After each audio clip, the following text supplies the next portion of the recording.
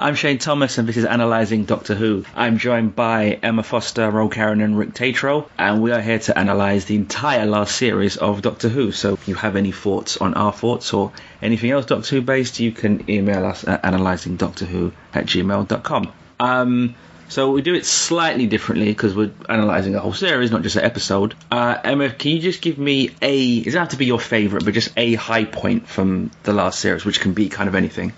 I might say the end of the Devil's Cord. I know that obviously those first couple of episodes are a bit controversial, which for reasons I'm sure we will get into as we go. But I just think that the sort of the unmitigated kind of like woo kind of happiness I kind of felt at the end of that. You know, it's going to be Marmitey. I mean, how much you sort of go with an episode like that. But I just thought this was just literally just so much fun. And you had kind of the novelty of it being on in the morning, and that was the first week that it was, I mean, the morning for us this is, in the UK. And the joy of watching a really fun episode and had that novelty experience of it being in the morning, watching it over breakfast, and sort of then going on to Twitter and then reading everyone else's thoughts, the people who stayed up past midnight to watch it and things like that. And I just thought, this is just really fun and just really enjoyable. So I think that there were lots of high points for me in this series, but I think that, thinking about it off the top of my head now, I think that's the one I'd pick.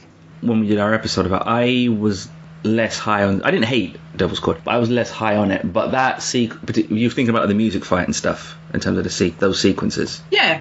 Just talking about it and, you know, knowing the esteemed company, which I am, I think that my tolerance for whimsy is magnitudes higher than everyone else on this in this episode. I acknowledge this is going to be a minority opinion, but I had fun with it. Yeah, it's totally valid because it did. You can definitely see what they're going for. It's meant to be kind of a very camp gonzo energy to that point, which I guess if you hired Jinx Monsoon, that's what you should be writing. I went through and I haven't had time to rewatch the series, but I went through and re-examined what each episode was. And for the Devil's Cord, I wanted to like it. It was clear they were trying to make it like a kind of the next one after the Toymaker episode or episodes. I give them A for effort, but it just ended up being a garbled mess. So I'm glad there was some joy to be found in it. I found it ultimately forgettable. I mean, I'm probably slightly more in the middle, but I definitely see what you're saying, Rick. You can see what they're going for without any stretch, and particularly with the slightly bigger budget, you're like, well, let's not be cautious and safe. That sometimes I think has hurt the show in the past. It's like, no, we have a bit more money. We know the degree of difficulty is high, but let's try it. I don't think it was the production value. Oh, no, I agree. And this goes for the whole series. I think that the Devil's Cord could have used maybe another pass through the editorial process. Yes, I will come more onto that. But even though, Rick, should you give us one of your high points now? This may come as a surprise. Now, admittedly, I was on the episode that analyzed this one, but this shocked me as I was going through looking for what I considered to be the high point. I think the high point of the series was Dot and Bubble. I mean, it was uncomfortable, and the first time through, it was easy to just kind of write it off as silly.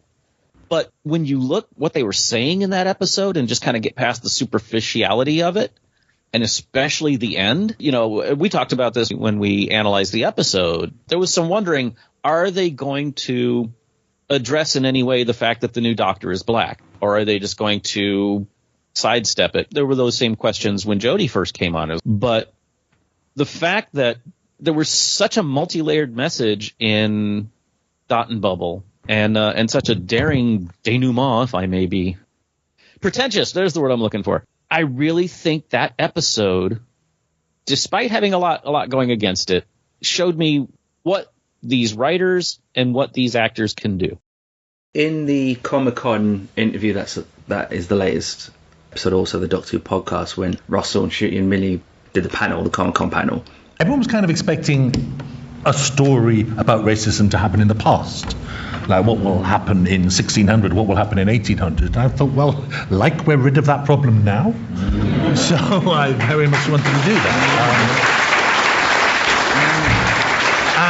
And it's how it's just how I write. It's how Doctor Who should always be. You look at Space Babies, and they're worrying about actually, which is some pro-choice problems in there. And you look at what Stephen Moffat says about warfare, and in episode 3. So no, I think the program at its best is, and what we're talking about with adoption, foster care, with Ruby. It's like if you're writing well, I think those things just rise up. But you know, it's so I did think it was important in that one instance to stare at this. Absolutely.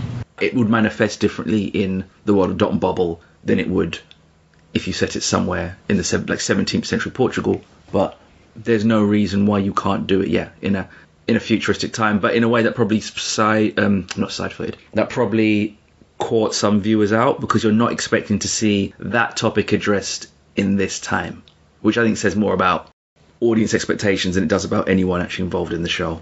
As we talked about on the analysis, I didn't catch that the first time through. I don't want to say it was subtle, but it went by so fast that if you didn't pay attention, that I didn't catch that was the point of why they were refusing help. The second time through, I was like, how the hell did I miss it? It is an interesting one and it is interesting for people, I think mainly white viewers, of how does it feel watching it a second. It's like watching The Sixth Sense a second time when you actually know what's coming and you know what's being set up. You view it differently. There's no way you can't. And what that does to the viewing experience, I don't know, positive, negative, I don't even mean it's a value judgment, but the change is interesting, and just how drastic the change is from how you saw it the first time. I think a lot of it has to do with the fact that this is not something I expect to see on Doctor Who. I might have heard it the first time through and went, no, that can't possibly be what they're doing.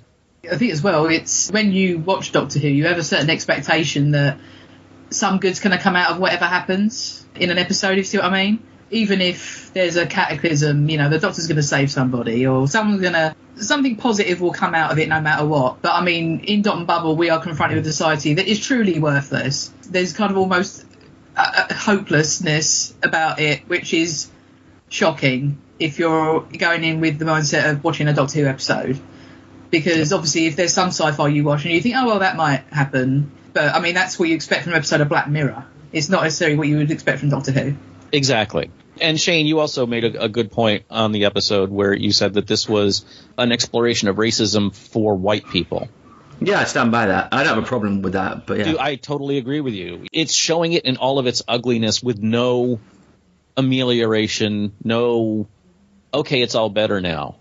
This was look into a mirror and see the ugliness that's here. Yeah, I'm also interested, for kids that watch this, particularly white kids that watch this, them asking probably their parents, why did they not go with the Doctor, and the parents, choosing or not choosing to explain why. I do kind of wonder if Russell's hoping that those conversations will be instigated. Interestingly enough, the only thing that genuinely scared my child about this series this year, my daughter will sit through nearly anything and just laugh at it. Nothing really bothers her. But the man traps, she genuinely went behind our sofa, didn't like them one little bit. Considering that, you laugh in the face of zombies and aliens and all sorts, but those you did not like one little bit. I don't know, because it was especially with people getting glomped as well, she was very not happy about that, to the point where we thought we'd have to turn it off. Why that is intriguing as well, because I remember, because it was these were exterior shots, so this stuff, while it was being filmed, was being photographed by fans and then put online. Obviously, shorn of context, we don't know what they're there for. You can just see those slugs. And generally, the joke people were saying online was, as in tongue-in-cheek, that's where the Disney money's going then. They looked on the face of quite cheap monsters. They were very much a throwback to old Who, which I actually kind of appreciated. Yeah, and it's interesting that, because you're right, and that's the thing that has left an imprint on a much younger viewer. What made me laugh as well was the Twitter response of, in the wake of the episode and knowing what we know, people were making fan cams of them and all hail the incredibly base slug people. Yeah, they were the heroes. They were the real heroes, and we didn't realise it at the time. Karen, if we come to a high point of the series for you, I'm gonna go with Boom. I honestly struggled with the first two episodes of the series, and I mean struggled, and so Boom for me was the first time that I connected and went, here's Doctor Who. And I think it was also probably tied in with the fact that I had just finished finally watching Peter Capaldi's era, and so I was on a Moffat high. And so seeing Moffat come back and write an episode, and he appeals to me because he appeals to that dark horror desperation where it's like, angst and torture. Yes, more. So that was the moment where this series finally clicked into the Who nodule of my brain in a satisfying way. And it was sure what the impact will be, because one of the characters in that episode will be seeing the same actor very soon. I don't think Christmas, but Varadisset, who played Mundy Flynn, will be seeing again next year, and I guess we'll find out if there is. I imagine there'll be some kind of acknowledgement, like maybe it's not a distant relative, but A cousin. Yeah, a Or maybe a little Martha Jones. They did it with Freema Agyeman. They did it with Peter Capaldi being the Doctor. Why this face? The Doctor will be like, I've seen you before, so I'm sure we'll get some explanation. Yeah, and she was excellent in that episode as well. So even though I'm sad about the shift to a new companion, I did enjoy her, and I was more aware of her performance because I had already heard that she was going to be the next companion. So I'm looking forward to that. That's such a good episode. It was just very, and again, that was when I think I was on the Analyze. You spoke very well about why you felt specifically the way you did about that. Yeah, it made me uncomfortable as hell, which is exactly what it was trying to do. So I don't fault it for that at all. It was the best episode to date, but yeah, it's one I did not enjoy. I couldn't rewatch it. Yeah, I'm not gonna pop it on and be like, oh, I just want this playing in the background. It's gonna make me smile. No, it's not gonna make me smile. But I was completely fixated. I was completely riveted. I was like, yes, I want more of this. Quite an emotional roller coaster, but at the same time, it was a meal I ate. Yeah, it just felt very much like a writing exercise, in as much as let's just throw as many things at the Doctor as possible and let's see what happens. I think it's really interesting, that episode as well, is if you watch the behind the scenes stuff, Russell T Davies and Steve Moffat talking. Because I tell you what turns off the tension in Doctor Who brilliantly. It's the Doctor. It's the Doctor. Yep. He walks in, he makes a joke. He's hardly paying attention to the monster because he's defeated 8 billion of them already. And he's great fun and we love him and that's the way the show should be. But to say you actually you have him stand on one leg sweating, realising he might die any second. And actually, and this is the thing that Ncuti does really brilliantly, he's really afraid. Yes. There's no false bravery here. The other thing was, I think I'm quite obsessed with is the Doctor speaking. We both do a ton of it. Dr. Babble, when he's just rattling away, and I always think he's not really listening. He doesn't know what he's saying. He's actually scanning the room. He's working out his escape route, thinking that guard's got a limp, I can push him over. That's what he's really doing.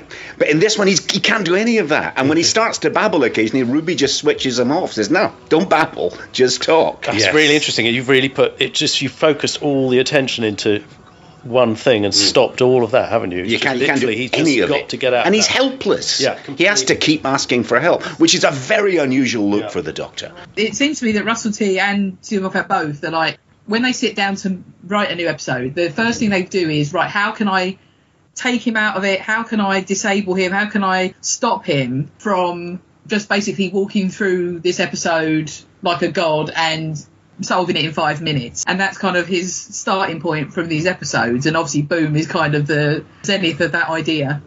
It's a Superman problem. Yeah, when are we going to get Kryptonite into the story? It's what I imagine James Gunn was working on with his script for I think it's next year the film's coming. Well, that brings up a question. Davies is doing a great job with, and Moffat too, because Moffat wrote this episode, right? Yeah. I think a lot of times with Superman, they take the easy way out and just take his powers away. Whereas in Boom, they didn't take anything away from the Doctor. They just put him in a situation where his talents were useless. And I think that's a lot harder to do and a lot more interesting to watch than just, oh no, Clark Kent can now get punched out by a trucker. From start to finish, it was an excellent episode. And it showcased all of them in such a beautiful way. It showcased Millie, it showcased Ncuti, it showcased the guest stars. It was such a holistically well done show that, to me, it was the standout by far. It might be the only time in the series where I think we've seen Ncuti's Doctor get angry. Not desolate or sad, but angry, like just legit pissed. He gets furious at the end of Dot and Bubble. See, do you think that's anger? Because I thought it was more sadness. I think there's angry in there as well. I always read it's both. Well, possibly, yeah. I mean, and that's a fair argument. Or maybe I should say in Boom, I mean indignant. He's maybe more indignant at Monday towards the end. He's so 12 in Boom, though, as well. There's moments of it that, especially like that end bit when they're like looking at the sunrise and he's like, right, that's it, let's go out, let's go. Too bad she's got Monday and her dad. But her dad's dead. No, I know he's not gone, and that's sweet and everything. It's just he is. He's really, actually, he's dead. We're all dead eventually. It's hardly any time that we're not dead. It's a good thing too. We've got to keep the pace up, otherwise nothing will get done. And I was like, oh, that's so 12. That's a very Moffat line. Okay, so my high point is another episode at 73 yards. I would say if you haven't heard it, go back and listen to what I said in the episode. It was my favourite in the series. I did like Boom as well. Boom was a high point. But I remember saying near the end of that pod that whatever would go on to happen in the series, I wasn't going to allow anything that would come to ruin how I felt watching this. So that then, I'm saying it now. I have made sure I haven't forgotten how much I enjoyed that 50 minutes or so, early hours of Saturday morning, watching that. I don't think it's the best thing Russell's ever written, but I totally get why he thinks it is. And he revealed as such about a year before he saw the episode that he said, I think I've written the best thing I've ever written before. The degree of difficulty on this episode is so high. It's outrageously high because he's tracking basically an entire life, but not just lived, but he's actually tracking a life unfulfilled. There's a little bit of turn left in that, where you're seeing Millie's life. It's the Russell thing of what would life be like without the Doctor. It'd be a lot worse. And even like with Donna in Turn Left, we don't see Donna's whole life without the Doctor. We see, I don't know, Emma, I know it's an episode you've seen quite a bit, like 3 years or so, 3-4 years. Yeah, in Turn Left, oh blimey, it's like, well, because you start from the result of the Christmas episode immediately after that, and then you basically go through the events of season 4 without the Doctor in it. So yeah, it's like, oh, not even the 3 years. It's like 18 months. Yeah, it's not like a massive. I'm not saying it's nothing, but it's not a massive span of time compared to basically an entire life. And as the episode's developing, it's like, oh, we're seeing her at 25. Oh, we've gone 5 years later. Oh, we've gone 10 years later. Oh, we've gone 40 years in the future. And as it's going, I'm like, how far is he going to push this? I was on the pod with you when we reviewed it, and I think that's what's really remarkable about when you're watching it. You keep waiting for the kind of like, oh yeah, don't worry about it. This is where we're gonna no fix, no getting out of it. It's her whole life. And even when she stops Roger Abguilliam, that doesn't fix her life. Maybe it stops the world. It stops like World War III, but it doesn't actually mean that she gets her life back on track because she's kind of resolved this problem, which she didn't have the Doctor to help her with. It is a whole life unfulfilled until we snap back to the beginning. Because I think Boom's been described had horror elements in it, and I would agree with that. And I think 73 Yards does as well. But it felt kind of a little bit like the Blumhouse style of, like, I guess what's called elevated horror these days. Something like Get Out or like Hereditary or even something like Smile. Well, I haven't seen Long Legs, but I think Long Legs is in that. It Follows maybe as well. Yeah, it follows that kind of stuff. It's horror, but it's about something first. So it's not just trying to make you feel scared or uneasy. It's almost like there's the story first, and then how can we make this creepy? I think also they kind of pulled in. Have you heard this about the Serbian dancing lady? Look up Serbian dancing lady. That was the vibe I got from her always dancing and moving in the distance. I felt like they were trying to, or maybe I was just putting too much effort into it. I think that's the truly wonderful thing about 73 Yards is that because any sort of interpretation you bring with it to like that sort of thing, absolutely valid. I think I said as well when the pod at the time that when I went online to look, read about this, there were so many people going, oh, I think this, and people going, that's a great idea, or no, I don't think so, I think this. Really nice, interesting discourse. I don't think I can remember the last time there was anything like that in. I thought she was casting a spell. Well, I thought it was BSL to start with, but I was like, that's not like sign language. I thought she was trying to sign something and they couldn't see because she was too far away. I've just had a thought that for Star Trek heads in this call, it's a bit like Deep Space Nine episode. I think it's Hard Times with Miles O'Brien, and he basically gets virtually banged up for a crime he didn't commit, and there's no getting out of it. He has to. It's also the Inner Light. Yeah, my notes on this episode are Doctor Who meets Twilight Zone meets the Inner Light. The only reason I didn't put this as the high point is I was very disappointed with the reset button at the end. Yeah, same. Because it felt like we watched her whole life roll out before her, and everything she did in that life just nothing stuck.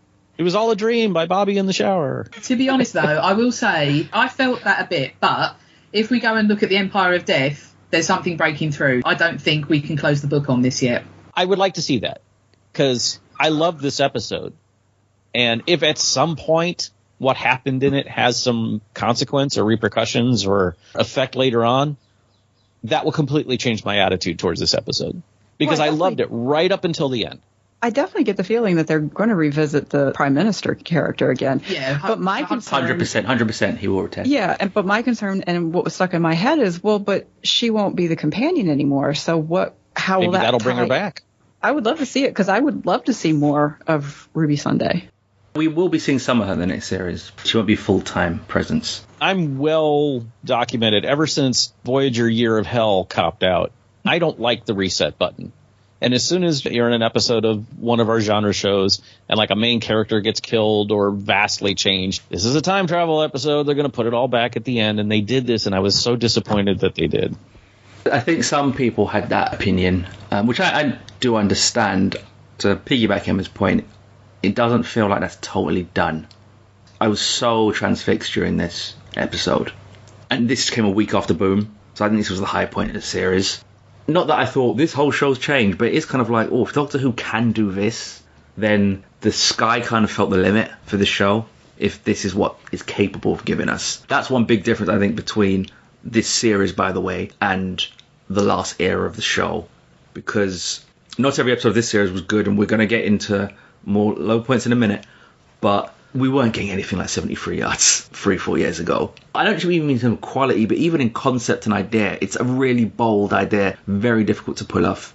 So they couldn't have done it with 13 and Yaz, because Yaz would have just camped outside the TARDIS until she fucking died. She wouldn't have left. This was probably like the high point, because Doctor Who doesn't, and it can't, because it's not that kind of show, they can't focus on the interiority often, but every now and then these writers are grown adults, so they can address very adult and quite profound concerns, like things that are in our psyche that we don't usually acknowledge, which doesn't fit in the idea of a 45 to 55 minute time travel show for families. But you do get every now and then an episode like this, or The God Complex, or Heaven Sent, and it's good to know that if Russell has this like in his bag, that this, maybe not every series, but we can see episodes like this again. And it's good to know that it can happen, even if it won't happen every week.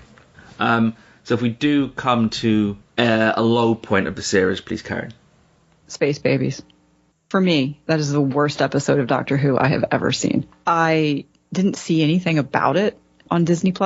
So it was a surprise when I went, because I thought that The Devil's Court was the first episode of this new series. And so when I saw 2 episodes posted on Disney+, I was like, oh, cool.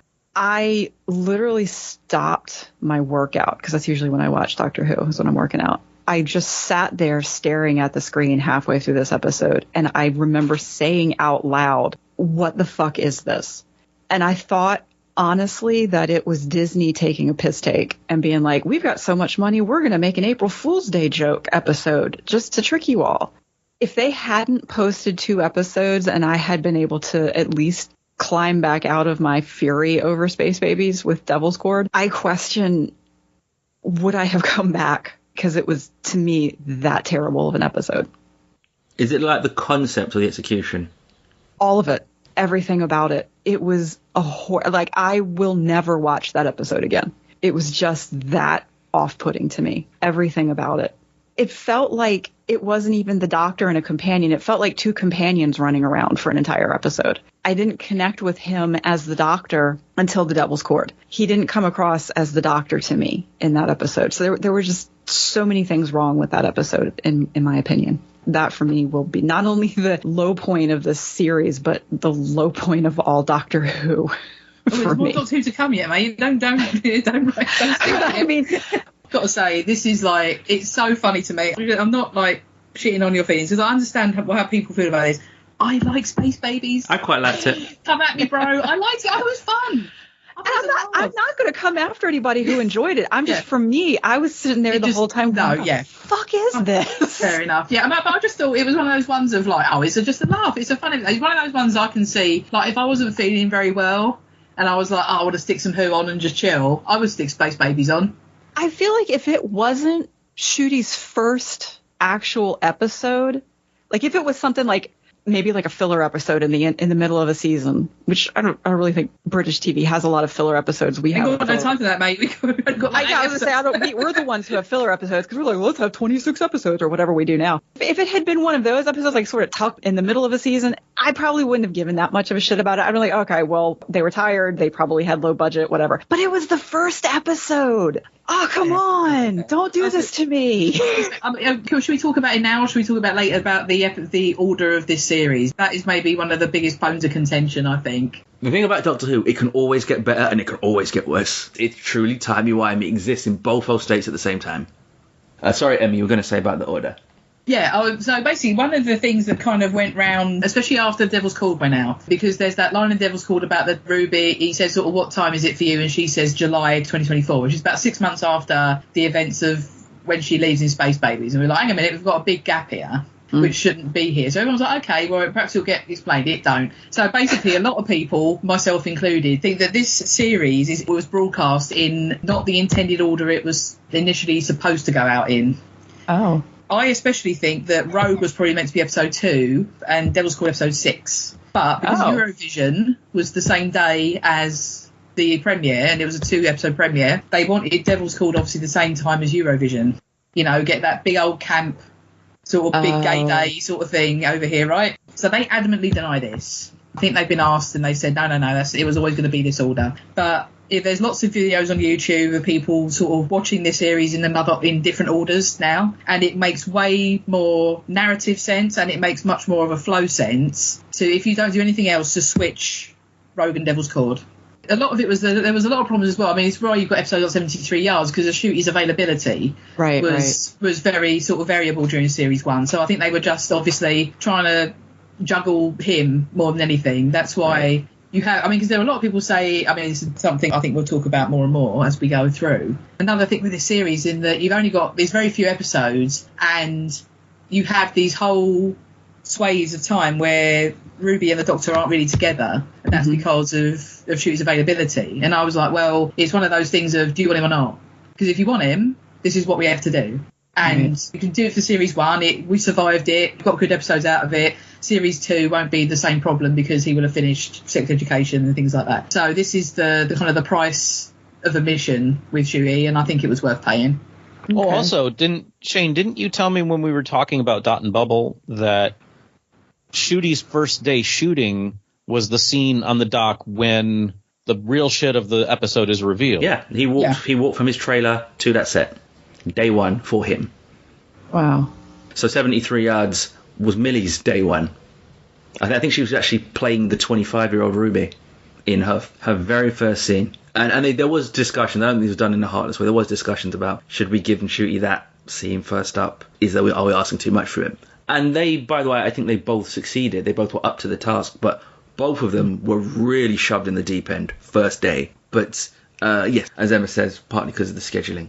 He's worth waiting for. Yeah. So, yeah, Rick, if we come to the low point you've chosen. We can streamline things a bit here because, I'm sorry, Space Babies was fucking stupid.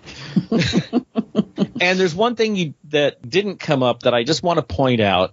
There's a big pun in this episode that only works in the UK, or on however you want to put it. We don't call boogers bogies. So the boogeyman versus the bogeyman. I was like, the fuck is the bogeyman? So when that was where they went with that, I was like, I am so fucking done with this episode.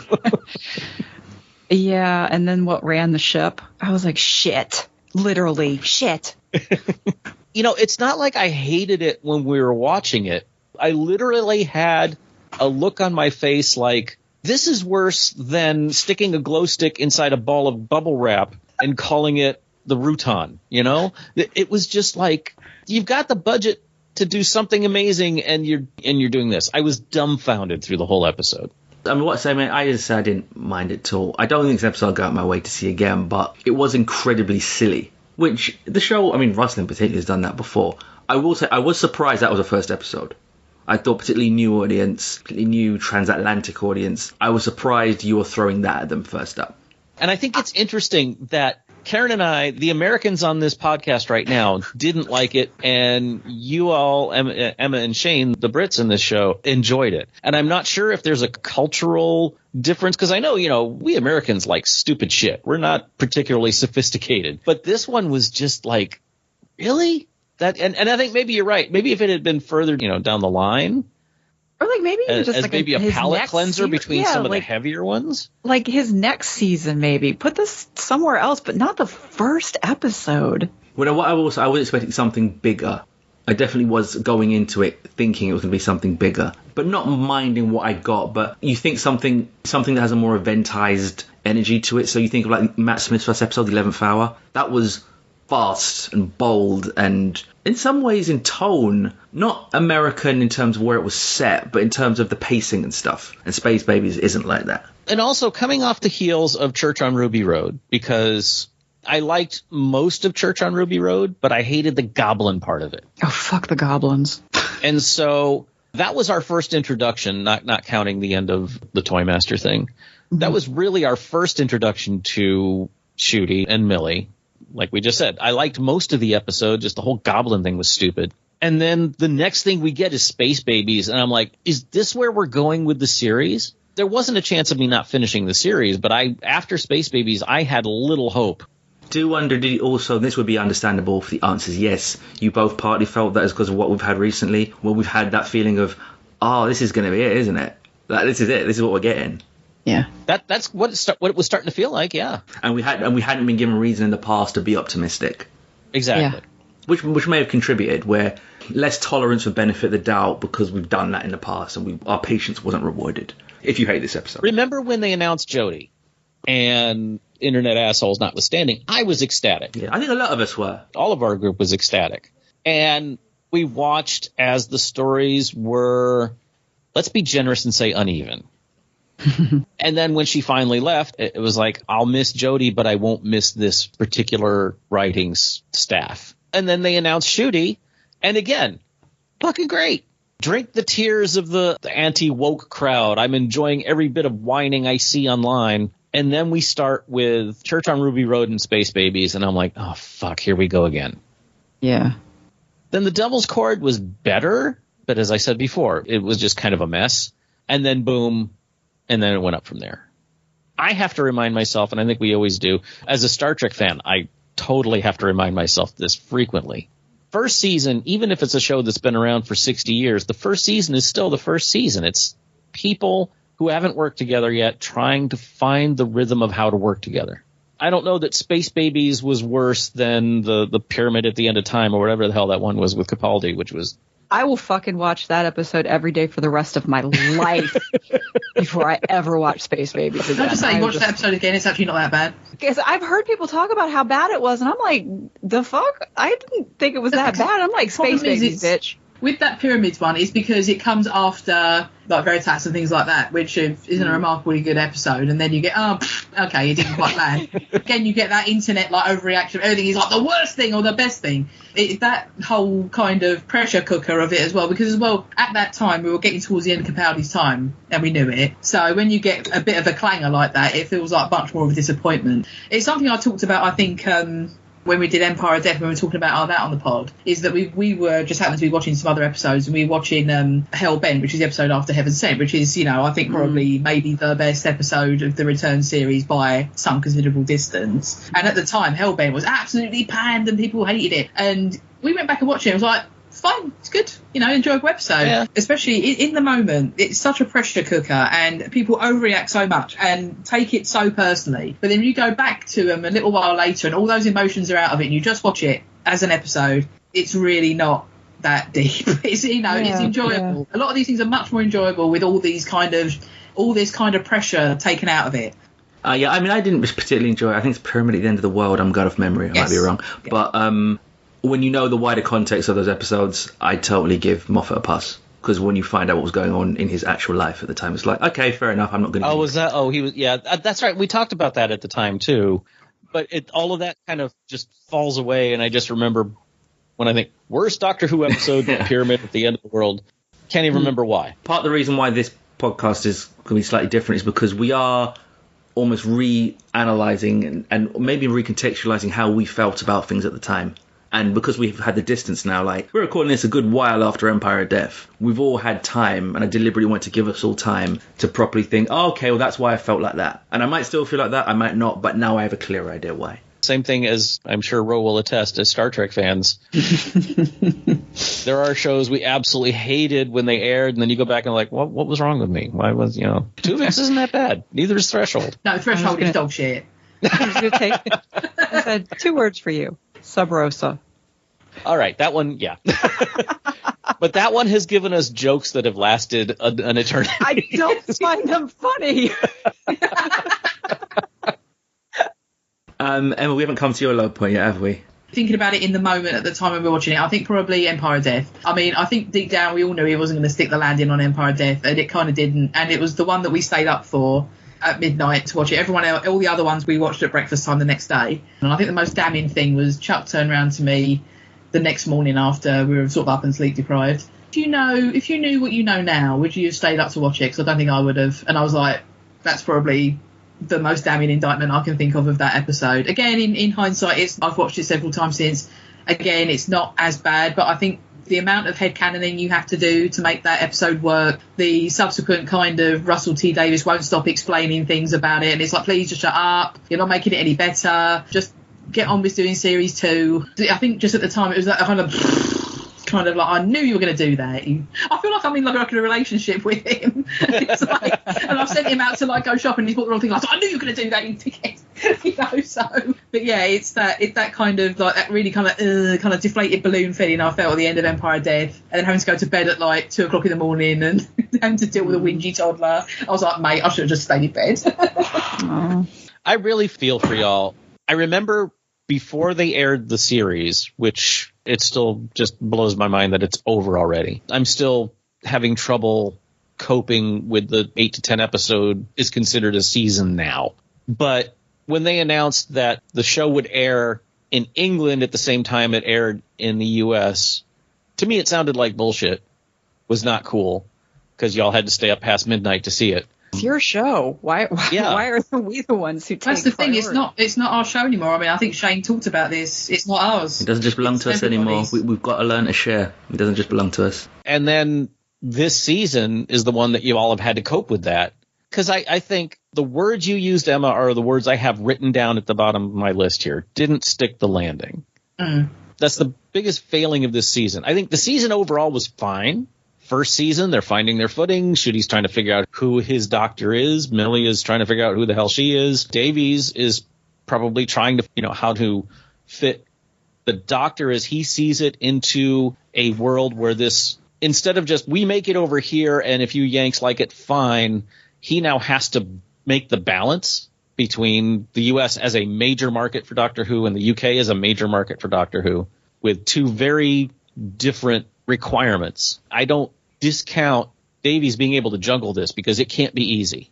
Like, I was thrilled when it turned out to be Sutekh because for once in all of New Who, I understood who the villain was they brought back from the past. Because Pyramids of Mars is one of my all-time favorite episodes from Tom Baker's years. And the great thing about that is, because again, this is just for over here, is that all the old episodes are available now over here. So for someone like me that hadn't seen it, I could immediately go and watch Pyramids of Mars, which I've done. I wanted to show it to my wife, and it ultimately ended up not happening because they're not available over here, and I have to dig through really weird places, and I wasn't even sure it would work. And then our schedules are so weird that there just wasn't time. But yeah, then the end of Empire of Death was like, kind of did what I do a lot with Doctor Who. It was like, I have no idea what just happened, but okay.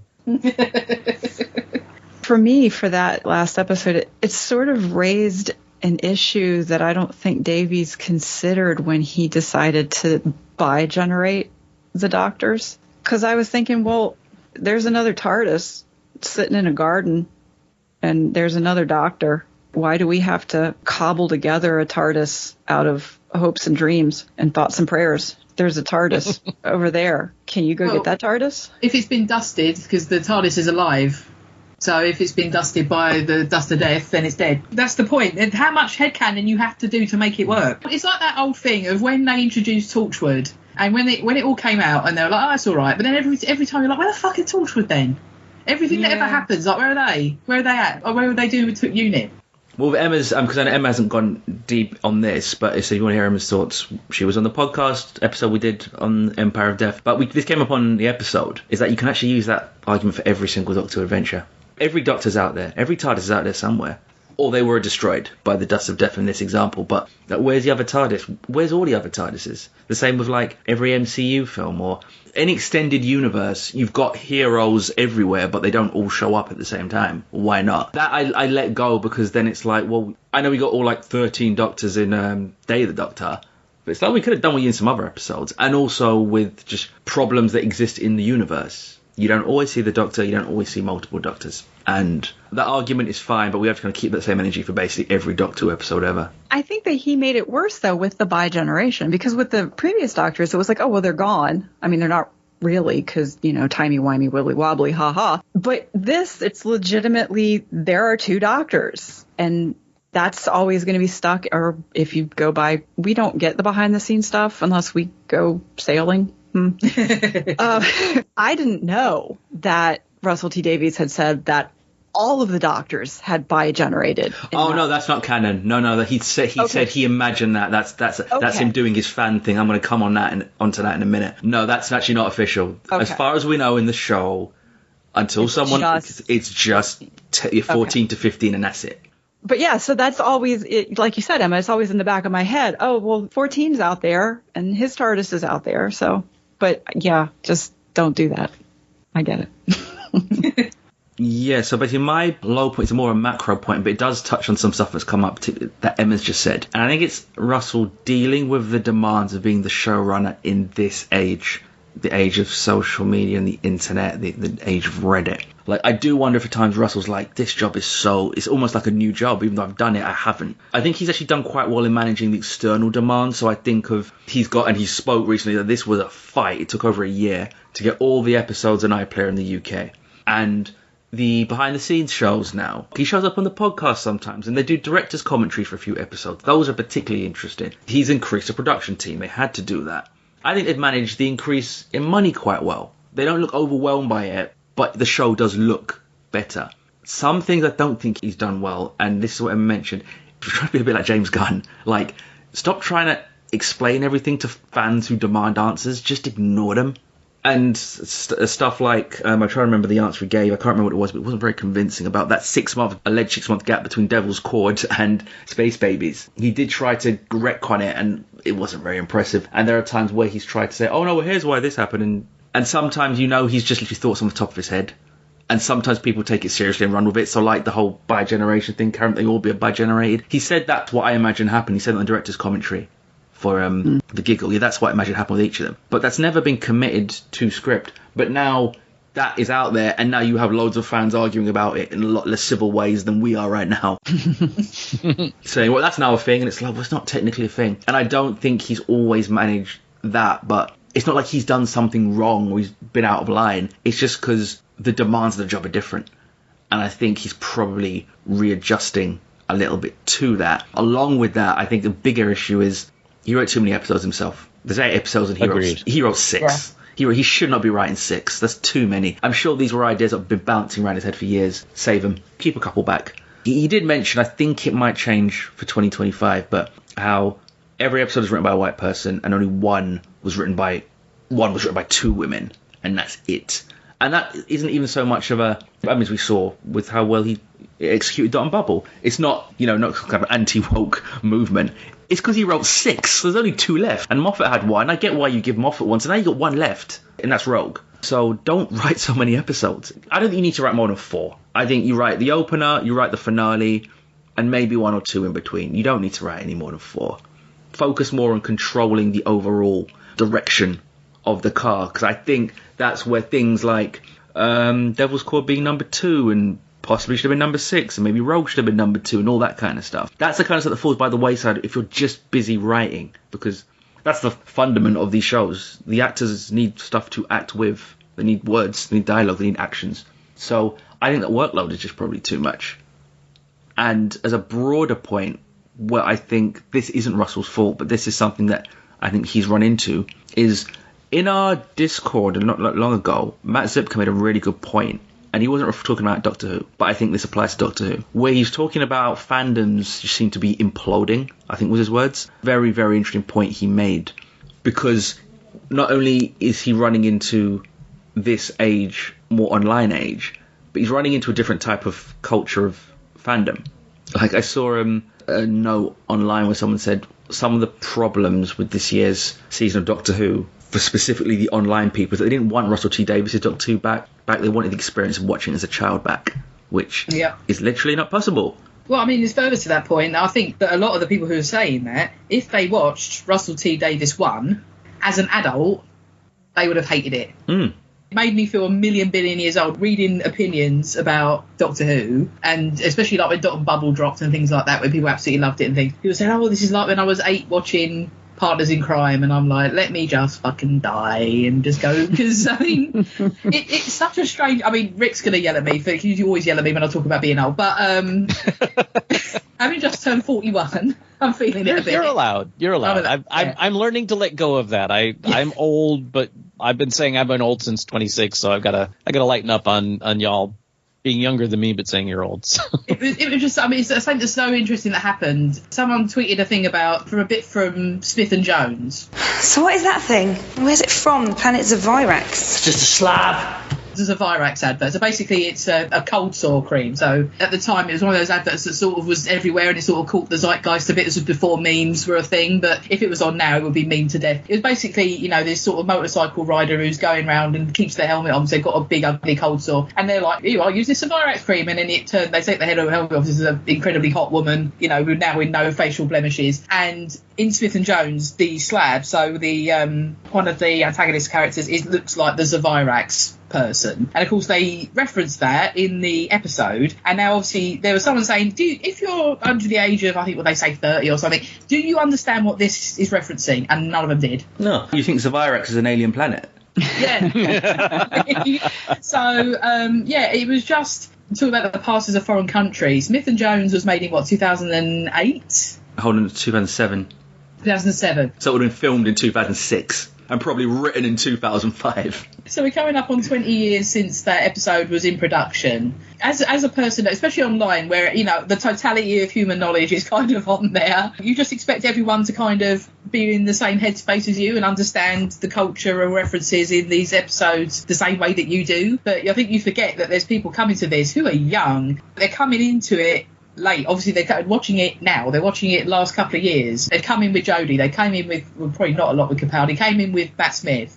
The way that they're experiencing it is so different from me, even though it's not that big a generation gap in terms of age. Reading discourse from people who, you know, I could be their parent now is such a strange experience. And I think having to deal with that this enormity of this fan base, and you've got people like that, people like me, people who are older than me. Doctor Who is a 3-generation fandom now because of how long it's been on. We've got grandparents, parents and children who are watching this show all together and who are fans through that totality of time. So Russell T has not only got to deal with that here, he's got to deal with that in other countries where the culture is incredibly different again. Trying to deal with all of that is almost so impossible that he might as well just not bother. And I think that's what you're saying, Shane, is I wish he wouldn't argue with people about it. You've been given the freedom to basically make whatever you want.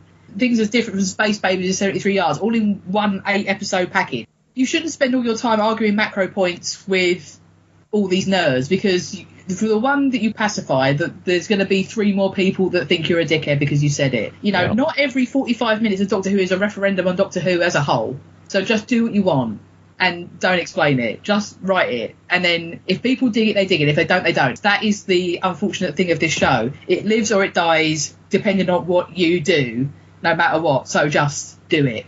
It's definitely where I am with it. And he's not arguing with people on social media. Like he's not. No, he's not. I mean, but he is responding to questions, which I'm just like, you don't need to. Don't need to. You don't need to. It reminds me a bit of, I don't want to bring her up because, but J.K. Rowling, what she used to do before she went fucking Tonto, right? She used to just say things about the series. Yeah, about characters, and Dumbledore was gay, and it's like, no, she'd say things like, they don't use toilets, they just shit wherever, and then, magic it away. What? Joanne, don't do that. Yeah, she said that. Yeah, no, you're right. Yeah, she would try and almost like retcon certain things, or even plot holes. And you were like, what? Lady, stop this now. You're making everything worse. It's of no benefit to the show, but I remember, we spoke about this at the time, that the rumours around Millie Gibson, that she was done. Fell out with everyone. No one liked her. I mean, this is the things that you should be talking about, Russell. You should be saying, you should be fighting these points. These are the points you need to come and defend your actors. When they finally did the actual launch for this series, Russell acknowledged it and said, yeah, we were aware of it and it was horrible because we didn't kind of know, or he felt, at least that was his opinion. We couldn't kind of say anything, but there were little things like Ncuti publishing some, not loud support on Instagram, but very clear support. Like, it wasn't like a long statement or anything, but very clear support of Millie. And I think, she hadn't spoken about it publicly herself, but it seems everything internally was okay, but the perception outside was that things weren't good. It was very much like Christopher Eccleston all over again, and apparently it wasn't like that. But they'd been published by tabloids, and it was kind of assumed, and how much you wanted to believe, I think, said a lot about how much you felt about what you felt about Russell to begin with. But like that kind of stuff went around, and those are the kind of, again, demands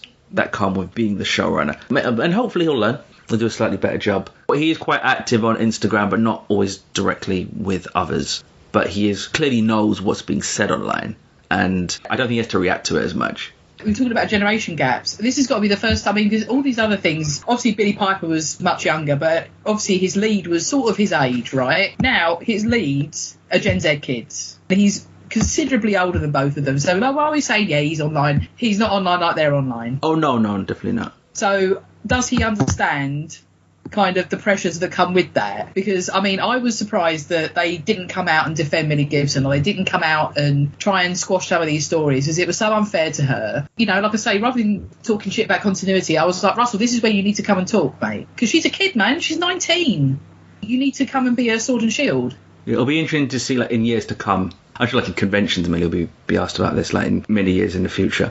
Bigger problem that Russell's run into, and this is a wider socio-cultural point, and again, this is not Russell's fault, but it is something he has to deal with. I think in the world of genre fiction IP in general, I think a lot of audiences have actually kind of lost faith in heroes, because often these things slightly mirror the real world. And I think of like the rise of IP, and it often, I think, collided with the idea that, because what heroes do is that heroes fix problems. They handle stuff with ingenuity or bravery or courage.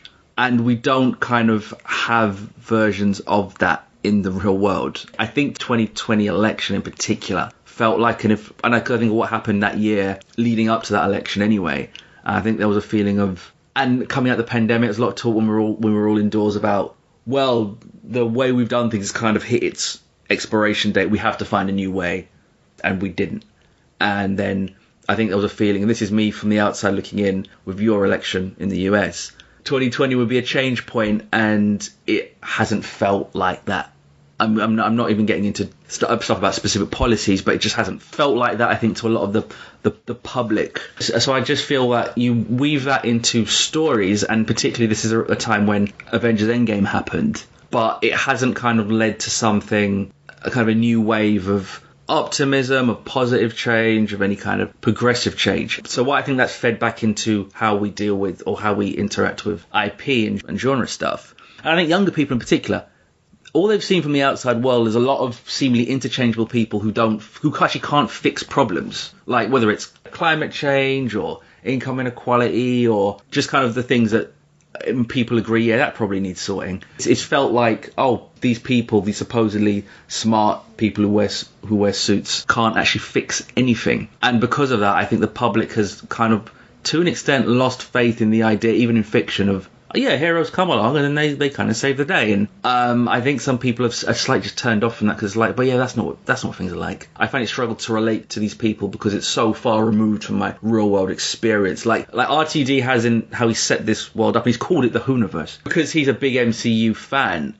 He has, I think, some ways tried to imitate the MCU, and he might have done it a few years too late. And I know Deadpool, I haven't seen it yet, but I know Deadpool Wolverine's been very successful. I think it's already hit $1 billion. But I'm not for sensing the same enthusiasm, even people who liked it. I'm not the same enthusiasm for it as I was through an earlier run of MCU films. I think Thor Ragnarok, Black Panther, Infinity War, Spider-Man No Way Home, where they felt like not just that these films made a lot of money, but people were really enthused by them. So, and I'm not trying to single out Marvel. I'm thinking this about a lot. So even when you get a perfectly acceptable show like The Acolyte on Star Wars, to come back to Matt's point about fandoms imploding, so much of the noise around it is just absolutely subsumed with such acidic and hateful noise. Because even when we did the Empire of Death episode, me, Emma and Jonathan, we were all critical, as we should be. But our criticisms came from a place of disappointment, not a place of, and I want to like run Russell over with a truck and then throw him off a cliff or anything like that. And that's the big thing, again, about things being a referendum on the whole fandom, which for some reason the Star Wars fans, it's in a real bad place right now, Star Wars fandom. Yeah, it is. I mean, that's the worst also because it's probably the most prominent, but I just think as a wide, where's this all coming from? I think a lot of it is people just like, stop giving me people who save the day because that's not what happens, it's all bullshit. I think that's where some of the anger's coming from. Well, to stop making it a whole personality as well. I think everything is so fractured, and I think, like, again, people wanting something to believe in. They basically make their whole personality being a Star Wars fan, and when it doesn't fulfill their expectations, it's like a personal attack. We lack a collective experience altogether, right? Since the pandemic and everything, we've all become so fractured. And that's why I think that we're kind of not a cohesive whole anymore in terms of watching, these cultural experiences. I mean, what's the biggest cultural experience now? Like Taylor Swift? So I think it's because everything is so incredibly fractured and everything's all over the place and no one seems to watch anything at the same time. And there's these enormous shows that they put so much money into, but like 10 people seem to watch. We're still trying to adjust to that way of taking in our media. Because I think we, especially us, being the ages that we all are, expect everyone to all watch or be aware of what we think of as a big cultural thing. That's just not the case anymore. Karen, if I come to you, we've spoken a little bit about him, but if we focus a little bit on Ncuti as the 15th Doctor, your thoughts on him in his first series? I have absolutely no fault with Ncuti. I think he was an excellent choice. I think that he is what Doctor Who needs to continue as a marathon show. You need to evolve. You need to change. You need to acknowledge that new fans need to be greeted and welcomed in and included. He's always a captivating actor. I didn't watch all of Sex Education, but what I did watch, he was always the standout for me. I have no problems with him as the Doctor. I think that he stepped up to the challenge, an incredibly large challenge. And I think that he did it with aplomb and grace and finesse. And he's just so pretty to look at. I enjoy watching him. And even though I already voiced my sadness over there no longer being the doctor uniform for his character, you kind of enjoy watching him wear different outfits because he just looks so good in them all the time.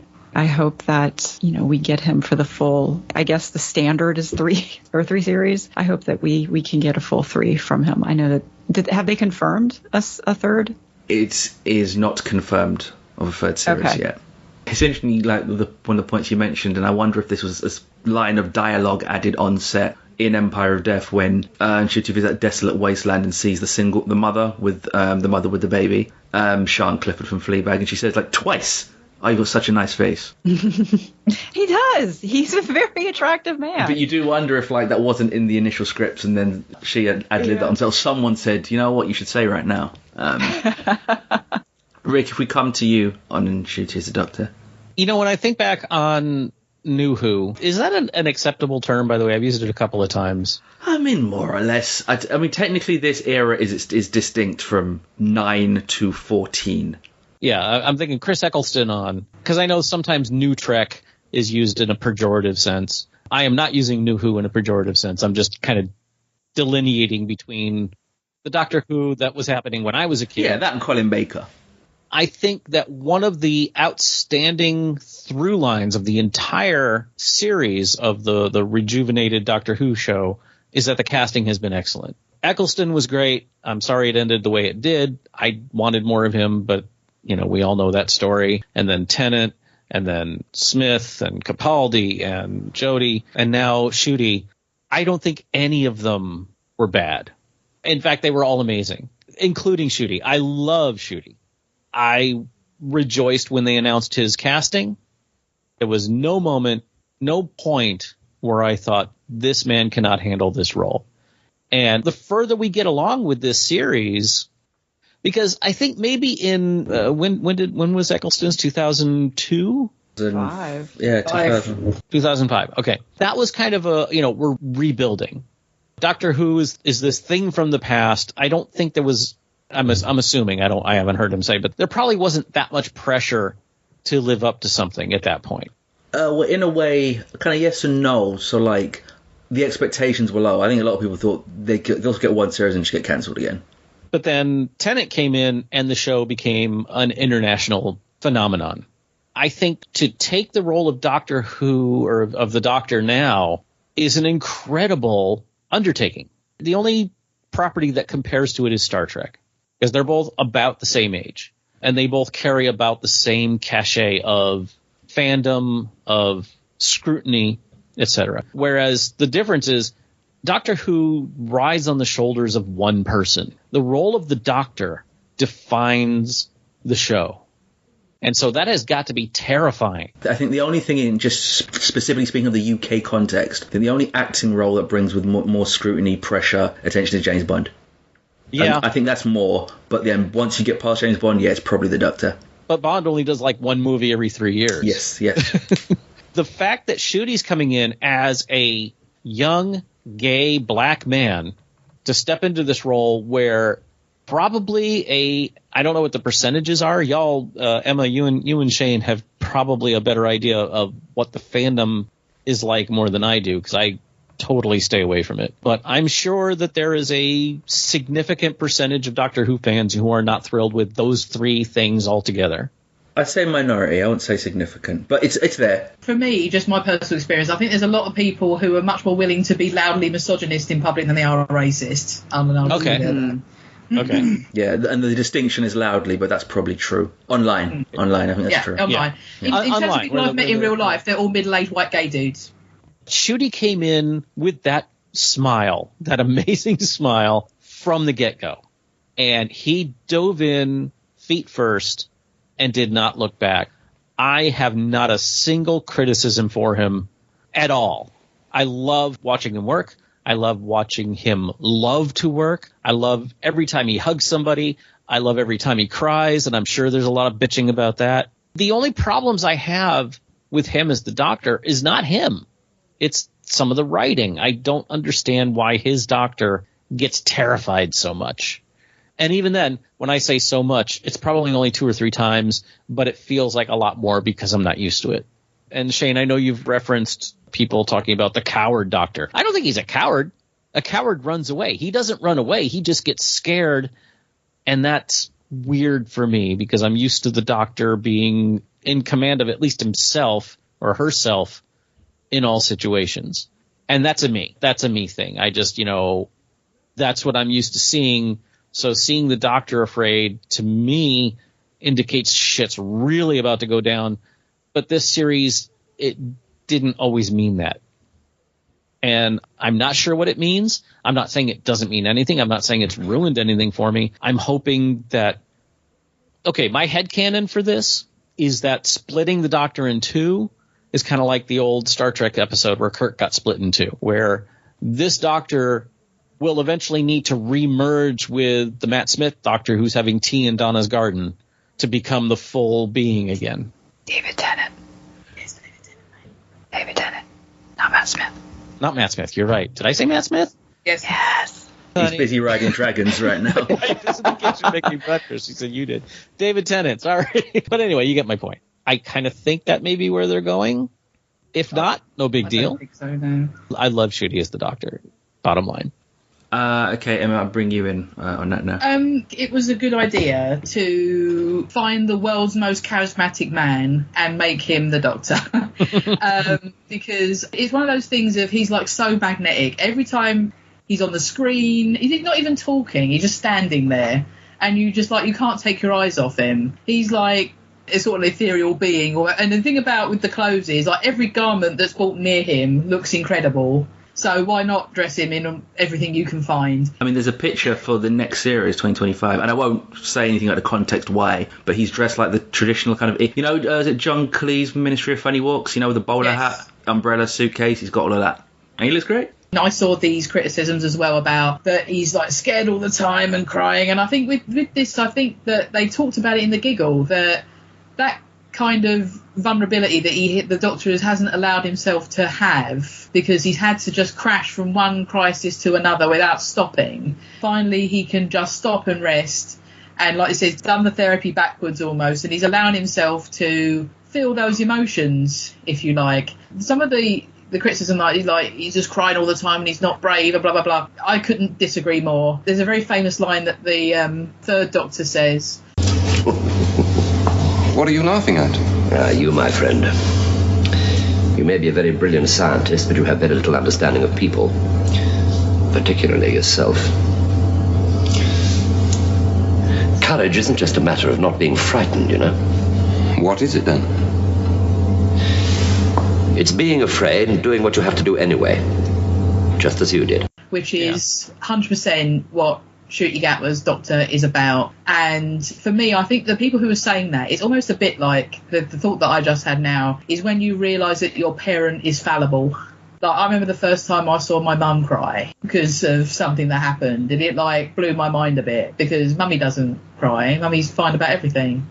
And then when you understand that your parent isn't this kind of unstoppable edifice of like everything's going to be fine, and you know, they feel things, they get things wrong, they make mistakes. I think people have sometimes, again, making the show their whole bloody personality. Shane talking about a lack of heroes. I think that in this day and age, you can have heroes and heroic people, but again, they are fallible and make mistakes and be scared, but they strap up and get the job done. And that is what 15 is about. And I think that, again, people don't give it any time. This is early days for this Doctor. We're going to see how he grows and changes and evolves. The biggest thing that I can think of is that look at 12 in the beginning of Series 8, look at 12 the end of Series 10. You tell me how you feel about it. And I think that it's too early to say that this is the coward Doctor or this is the crybaby Doctor, which is gross and toxic anyway. You need to give it time to breathe and evolve and change, but also appreciate we're having a Doctor which is magnitudes more mature and asks of something of the audience which is also mature,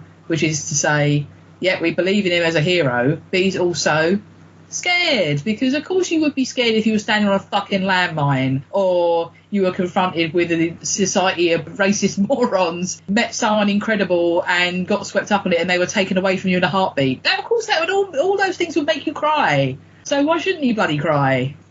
I think also that ties in with a generational thing. I think stop trying to be your dad. Well, I think it's a generational disconnect, and I'm only going to speak for myself. I'm not going to speak for all of Gen X, but I'm a Gen X who was emotionally manipulated by boomer parents and boomer relatives, where emotion was weaponized. And so my first response when I see someone having a series of emotional responses to something is, I'm glad that you're in touch with your emotions, but have you tried not being in touch with them?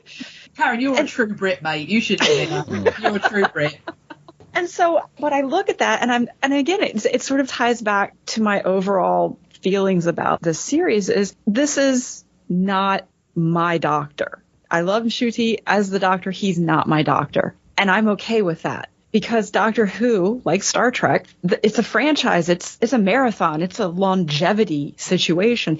And you can't have longevity if you stagnate. And you can't have longevity if you just cater to your quote-unquote true fans, because there is no such thing as a true fan. Like you were talking about, Emma, there are people who that's all they are. That's the entirety of their personality is they're a Doctor Who fan. They're a Star Trek fan. That you're mishigosh. But to continue, I think a great and an appropriate and timely comparison is, just because the current athletes age out of competition, you don't cancel the Olympics. You just bring in a new batch of athletes and you keep the Olympics going. We're aging out as fans. I reach a point where I look at a show and I go, it's fine enough, but I'm kind of done with it. And that's just what happens. So you get new fans to come in and new fans to support things. And so this Doctor embracing his emotions and embracing how he responds, because this isn't the first time that we've seen the Doctor afraid. This isn't the first time that we've seen the Doctor have an emotional response, but previous emotional responses were sort of either anger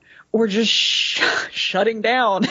Like I want people to do. Like, just stop. And so when you get like the scene in the Whittaker era where 13 says to Yaz, I want to tell you everything, and they get interrupted and you see this one tear fall from 13's eyes, that's like the pinnacle of her emotional response as the Doctor, because that was what she was allowed. And now we get Ncuti, and he's not afraid to cry, and Russell T Davies isn't afraid to tap into that, and they understand that this is what younger generations appreciate and want to see more of. And so it might make me uncomfortable, and it might be something that I go, no, I don't like that. It's okay. I'm not the target audience anymore. I've had my fun with Doctor Who. It's time to welcome new fans in. And, we can sort of mix and mingle at the same time. But sooner or later, I'm going to start heading for the door because I'm old and I want to go to bed. And the new the new fans are going to come in, and they're going to fill the dance floor, and they're not going to miss me. And I'm okay with that.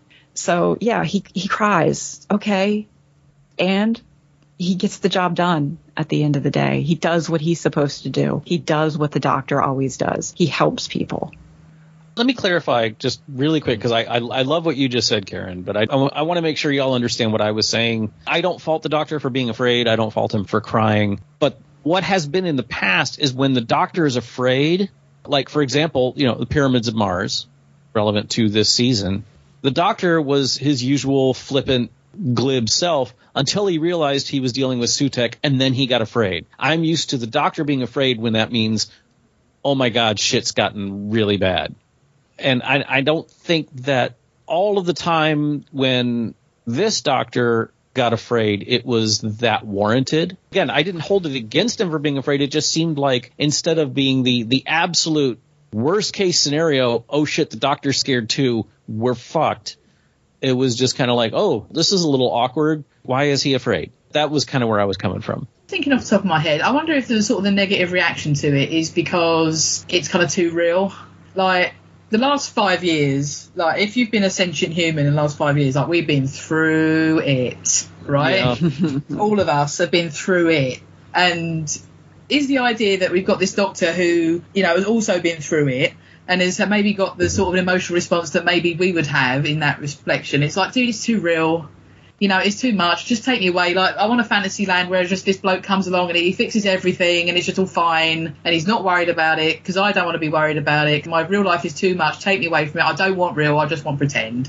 I can't argue it's that. Not giving you that. Can't argue with that at all. And probably we both also come from cultures. We all come from cultures where that is seen as a negative, as a pejorative as well. It's weaponized, and also especially for a man to cry. Men are not supposed to cry. That's what we were always taught. Men punch holes in walls, and that's acceptable. But crying? Oh, God forbid we should cry and express ourselves rather than destroying property. I think that probably also greatly ties into it, and especially for the fact that he's a gay man. And I'm sure that there's been plenty of toxic dialogue about, well, of course he's crying. That's what they do. Yeah, I will come to that's part of my notes on the shoot as well. The first thing to note from him, and this is actually very much like early Tennant as 10, he's all energy and enthusiasm. And that can make for good acting. I don't think it necessarily makes for a great Doctor, but that's fine because, as I think Rick and Emma have already said, go back and look at every Doctor when they start. Every single one. They're probably not as you remember them. I've said many times before, it's a language. Being the Doctor, you don't become fluent in a year, and in Ncuti's case it was less than a year because of Sex Education filming schedule. He's only really in, of the 8 episodes, he's only really in 5, or no, 6 actually, and Dot and Bubble he kind of is there in a little bit. He hasn't learnt the language yet. In fact, just today I was listening to a podcast on the NBA, and they were talking about Anthony Edwards, who's like a young, exciting new young player. Some people think he might go on to be like the best American basketball player and men's basketball player in the world. And someone said, they're talking about him and said, you know what he is? He's a gifted musician, but he hasn't learned to read sheet music yet. And that's with every Doctor. And it's on Ncuti, like really gifted musician. He hasn't learned to read the sheet music yet. Emphasis on the word yet. I have no doubt in my mind he will learn. But I think for a lot of this series, he was kind of relying on his immense ability just to hold a screen rather than embodying like a millennia-old alien. But I think we may see a little bit more of this in Christmas and maybe next year. I think it might have been the last thing he filmed. One of the last things he filmed. If you go back and see Empire of Death, which I know someone won't want to do, but if you watch his performance after he kills Sutekh, he actually becomes a lot more still. His voice becomes a lot more quiet and like not even tempered, but kind of. Me and Emma spoke about this when we did the Empire of Death pod. If you watch when Ruby goes to say goodbye to him, Ruby walks in the TARDIS and the Doctor's just standing, leaning, and he's very still, and it's a very millennia-old alien pose. It's a very Doctor pose. That was where I started to think, I think he's learning to read the music.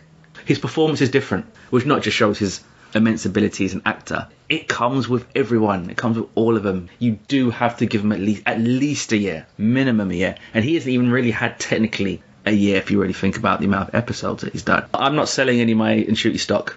I'm holding on to that stock. I think it's only going to go up. To the moon. Oh, I concur. And it was actually leading into the launching of the new series. They did a New York Times interview with him. And there's a quote in there where Davis is being asked about this new version of a Doctor emotionally, all the stuff we've just spoken about. And Russell said that the Doctor in the past has been marvellously inexpressive and enigmatic and alien, and great actors have done that very well. But in 2024, I want a young audience watching, and they talk about their emotions and express their emotions in a healthy way. Then along came Ncuti. He's one of those actors who pour with feeling when he's sad. Tears pour from his eyes, and when he's happy, that smile lights up the universe. So I think it's a lot of, this is my actor. Well, I know I'm going to write for them. How to write for them then? Like, this is what they're strong at. Well, then I'm going to write for them this way. It doesn't mean that there might not be tweaks and changes in development. That's normal. I do think Russell, with an extra year, will also just learn how to write this character better, just because it's reps.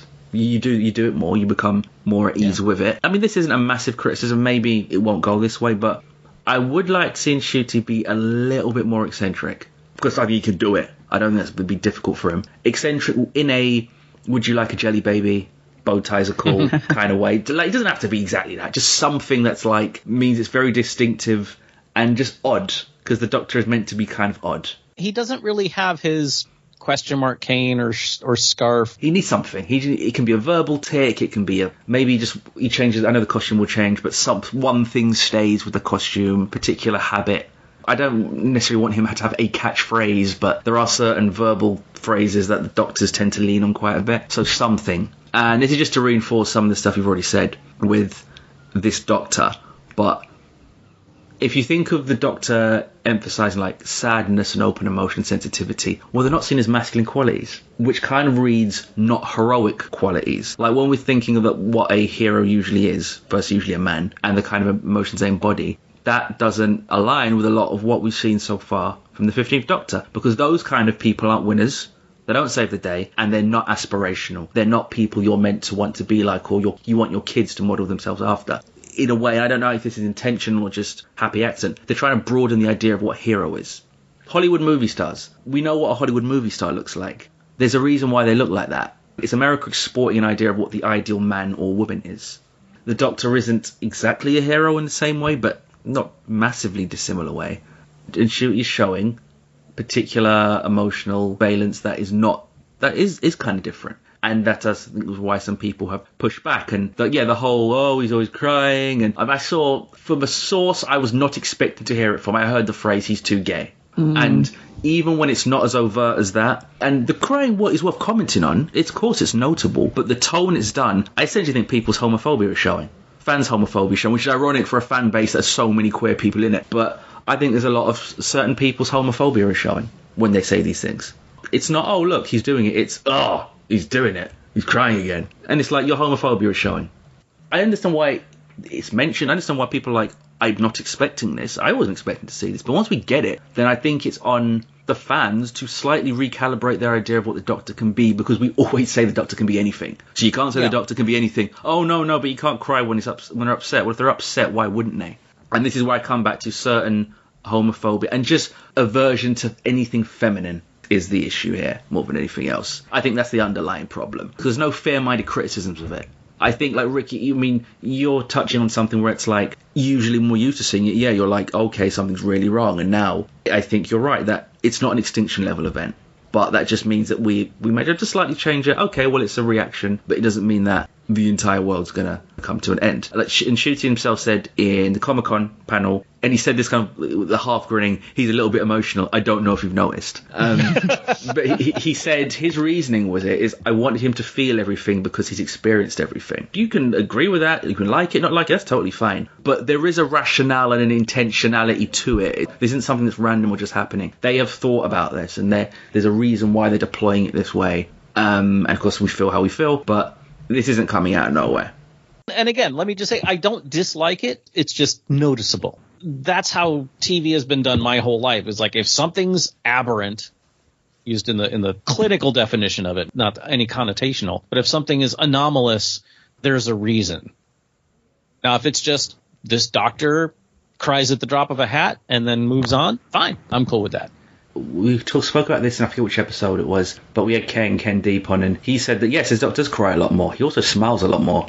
But a lot of people don't have a problem with that. It's the way of saying that, yeah, this is an aberrant actually behaviour, even if we've been taught wrong, rather than the doctor being in the wrong. Okay, if we move on, Emma, to the doctor, the new companion, Millie Gibson, debuting as Ruby Sunday. So your thoughts on her?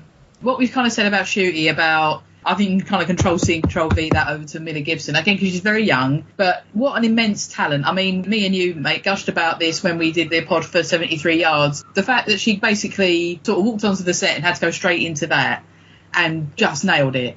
And I think that, unfortunately, from the dearth of episodes that we've had, and again, with Ncuti's schedule that he was stuck with, I just wish they had a couple more episodes to really get their teeth into more of their friendship. I think she's incredibly talented. We were lucky to have her for this series. I don't really have any complaints about her at all. And I think for a lot of what we said about Ncuti, like not being the whole package yet, he's got the advantage of another however long he wants to do it for. But obviously we've only got a bit of Ruby Sunday, which does make me sad. I know she's going to be popping in for series 2. I wish that we'd had a bit more of her. I get sort of a bit, not as much as, because I absolutely love Bill from series 10. I wish that she'd stayed forever. I get a bit of a feeling like that, is that I wish there was more of her, and we'd maybe had a little bit more of butting heads with the Doctor, see what that looks like.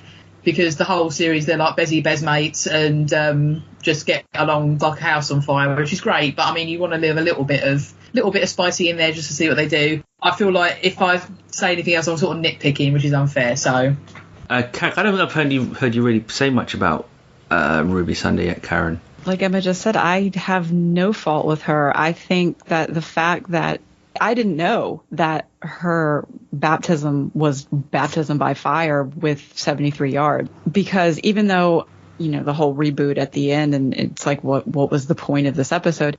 The point of the episode in general was the fact that this, I think in the San Diego Comic-Con interview, she said that she turned 18 while she was filming that episode. That's an incredible lift for an 18-year-old to come into this character and carry an entire episode on your shoulders. I thought she did a magnificent job. I agree with Emma that I'm a little sad that we won't get to see more of her character, and that, you know, I mean, we'll get a little bit, but yeah, I would like to see her spar with the Doctor and sort of come out of that honeymoon phase.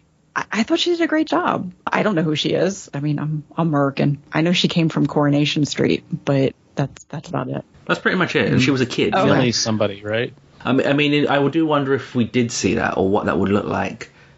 It's just Millie being angry and maybe a little bit even petty. If you remember the bit in 73 Yards when Unit abandons her, and then she smashes the glass outside, and the waitress is like, I think the waitress or the barmaid is understandably like, you've just smashed a glass, and Ruby snaps at her. Yeah. And there's context for that. It's not random. You can see she can play that note. We've had companions for just one season. Martha got completely screwed over. I feel terrible for Freema Agyeman. I wish they'd bring her character back. Well, they are. Well, there's rumors. Yeah, I've heard that. I thought it was for real. No, nothing. We don't know yet. I would love for. I'll get to that in a minute. Love to see her character come back. She deserves so much better than she got. Oh yeah. Donna was a one-season companion, although she had the Christmas special or holiday special. So I mean, it's not unusual to only get a companion for one season, but I feel like this was so truncated and so quick. It just feels so short. I wish we got more time with her. Rix, if I bring you in on Millie now. Kind of the same. I knew we were going to talk about her. I can't think of a single standout moment from her. She was perfectly adequate, but we've had a line of really amazing companions. I think that Millie did a great job. I just don't know that she got to shine. I think because Ncuti is just freaking supernova. I know she's not completely gone. We're going to see her in the second season. So hopefully there'll be some more. But right now, if we didn't see her again, I might not notice. And I know that's harsh to say. There just wasn't that much to her character. And I think there could have been a lot more. I feel a little let down is too strong a word. But like when you said, let's talk about Millie, I really couldn't think of that much to say, although I seem to be going on a lot about it. Yeah, I don't always think with her, this is my thoughts on her, I don't always think the stories for her were good. And I think that sometimes means as well she was always a very good presence. You were like, how critical is she to some of the episodes? But why I'm pretty high up in terms of the list of her top fans is, I said this in the Church of Ruby Road, I said, I like her already. Kid coming in, essentially becomes barely an adult, and I liked her immediately. 73 Yards only works because of her. It's a one-woman showcase. True. Absolutely true. And I think I said at the time, I think it's maybe the greatest acting performance a companion's ever given on the entire show. What I think makes her so good is that I think she makes Ruby feel so lived in. I can feel her backstory. I can feel the life this person has lived through everything she does and the emotions she's signaling, even in not stressful moments, just general moments in episodes. So because of that, you feel like you know them. I think the characters, whatever character you love in whatever show, you feel like you know them. And it's generally because the actor's doing a great job of making this feel like a three-dimensional person. They have a life even when they're not on your TV screen. I feel like I know Ruby, even though she's significantly younger than me. I don't know if she'll get enough episodes to do this, but I think Millie Gibson could potentially be one more good series away from all-time companion status. She might not get enough episodes to do that. But if she had like one more good series, then I think she could be up there with the greatest companions ever. One thing that might work to the advantage is that we don't know for sure what the plans are. We just know she won't be in the whole series. We will see her. And I think the assumption, and I think Emma agrees with me this, I think the assumption is that'll be it. 2025, then she will leave. Yeah, 100%. She's already filmed and is already starting to promote a PBS masterpiece costume drama. I think it's a Forsyte Saga. So she's in that. Is that a requirement now? You do Who and then you go on to period pieces? Yeah. I mean, British actors, those are the two things, really. Isn't it? Or you do the Karen Gillan, Carey Mulligan thing of you catch on with a Hollywood thing and then you're gone. That's it. and then you basically play Americans for the rest of your career. And because she's so young, it does maybe potentially broaden the chance we might see her in periodically in the show now and then. Just because obviously people age. But the idea of like Billie Piper doing Rose again, you can do Rose, of course, Rose still exists, but it would be it'd have to be a different Rose. Because Rose, it'd have to be an aged Rose. Yeah, it's an aged Rose. It's different than the woman we saw having chips with Mickey in the episode Rose. It's a different person. And where with because she's still very young, in 4 years' time, you could have Millie Gibson showing up for like one episode as Ruby, and it could still pretty much be the Ruby that we know. This is an example of a character that hasn't been anywhere reached her potential, but I find so captivating because of the quality of the actor. I think this is more about the actor than the character, because her flaw in terms of career she could have is probably going to be like Jenna Coleman's. And Jenna Coleman's done fine since she left Doctor Who. Like, she hasn't gone A-list, but she's working. She's fine. She was recently the lead in a BBC drama. Mm-hmm. So I didn't realise as well she's about to have a baby. Yeah, she is. Her and Richard Madden. Yeah, so I saw her. She was on the One Show promoting the Jetty, which is the show you're talking about. I think she was like 33 or something. Yeah, she's showing. Yeah. Like, it's not that long. She'll be a mum. No, she didn't have long left. So I mean, she's probably had bubs by now. So yeah, she is or will be soon, and that's her flaw, I think. And that is a perfectly acceptable career to have. I think many people will love that career. Her ceiling, I think Millie Gibson's ceiling is Olivia Colman. I think it's that career. That's how good I think she is, particularly because I suspect she will be looking more and more to America for work. I think if she catches on with the right role, like I say, if she lands like a big movie or like is in a movie that sort of catches on and she's in it, and then like again that sort of Carey Mulligan trajectory, and then gets another thing. I mean, I don't think it's unreasonable to think she's on that road. And also because I know I saw Olivia Colman before anyone in America caught hold of her. Remember, Olivia Colman was in Doctor Who for 2 minutes just before she went big. But I recognised her in that, and her career accelerated very, very quickly. A lot of these actors are on British telly jobbing in Casualty and The Bill and EastEnders and all these kind of soaps. Yeah, stuff on doing rep. Yeah, and then all of a sudden they just catch on with the right thing, and then they take off. She needs the right agents and she needs the right role and the right project, and so a lot of things would have to fall her way. But if they fall her way, she could become one of those actors that everyone knows. That's how good I think she is. It just reminded me, actually, something I forgot to say about Ruby Sunday is this is again sort of a bit of a me thing only, I think. But I'd be interested to see if anyone sort of is the same as me. But something we talked about in 73 Yards, because obviously she's a young person and playing the age that she is, if you see what I mean. Kat was talking about aging out of things. The way I related to her as a companion is so much more different to how I related to basically any other companion sort of since, and it was like quite a startling experience when I was thinking about it, and I kind of realised, because obviously when Rose was about, I mean, I was basically roughly the same age as Rose is in that series, so I mean, obviously related to her as a contemporary, sort of being of roughly the same generation, similar life experiences, brought up in the same sort of area, and, you know, that sort of thing. But then obviously as I've aged with the show and we've had different companions, all the companions are basically, although they're young, they are grown-ups, if you see what I mean. They're living somewhat independently. Then you get people like Donna who are sort of, you know, more middle-aged and things like that. But then with Ruby, because she's 18 and she's sort of young and vulnerable with it, she's not like some people of that age who are sort of much more emotionally mature. I mean, she is more childlike, if you see what I mean, and that's not a negative thing. But I realised I was sort of had much more kind of parental feelings towards Ruby, and I've never felt that way towards our companion. I mean, theoretically speaking, I am old enough to be her mum, unfortunately. And I think that obviously I had my daughter towards the end of Jodie Whittaker's time, sort of being a parent of a sentient human as opposed to just a tiny screaming kind of just like, oh my god, what the fuck, baby, which is basically what being a parent of a baby is like, just sort of go what the fuck constantly. So now that she has opinions about things, she's getting older, I definitely have what I would call mumsy feelings towards Ruby. And that's a really new experience for me. Like, I kind of want to look after her. I want to just sit her down and make her a cup of tea and say, stop going out with that man that I don't know.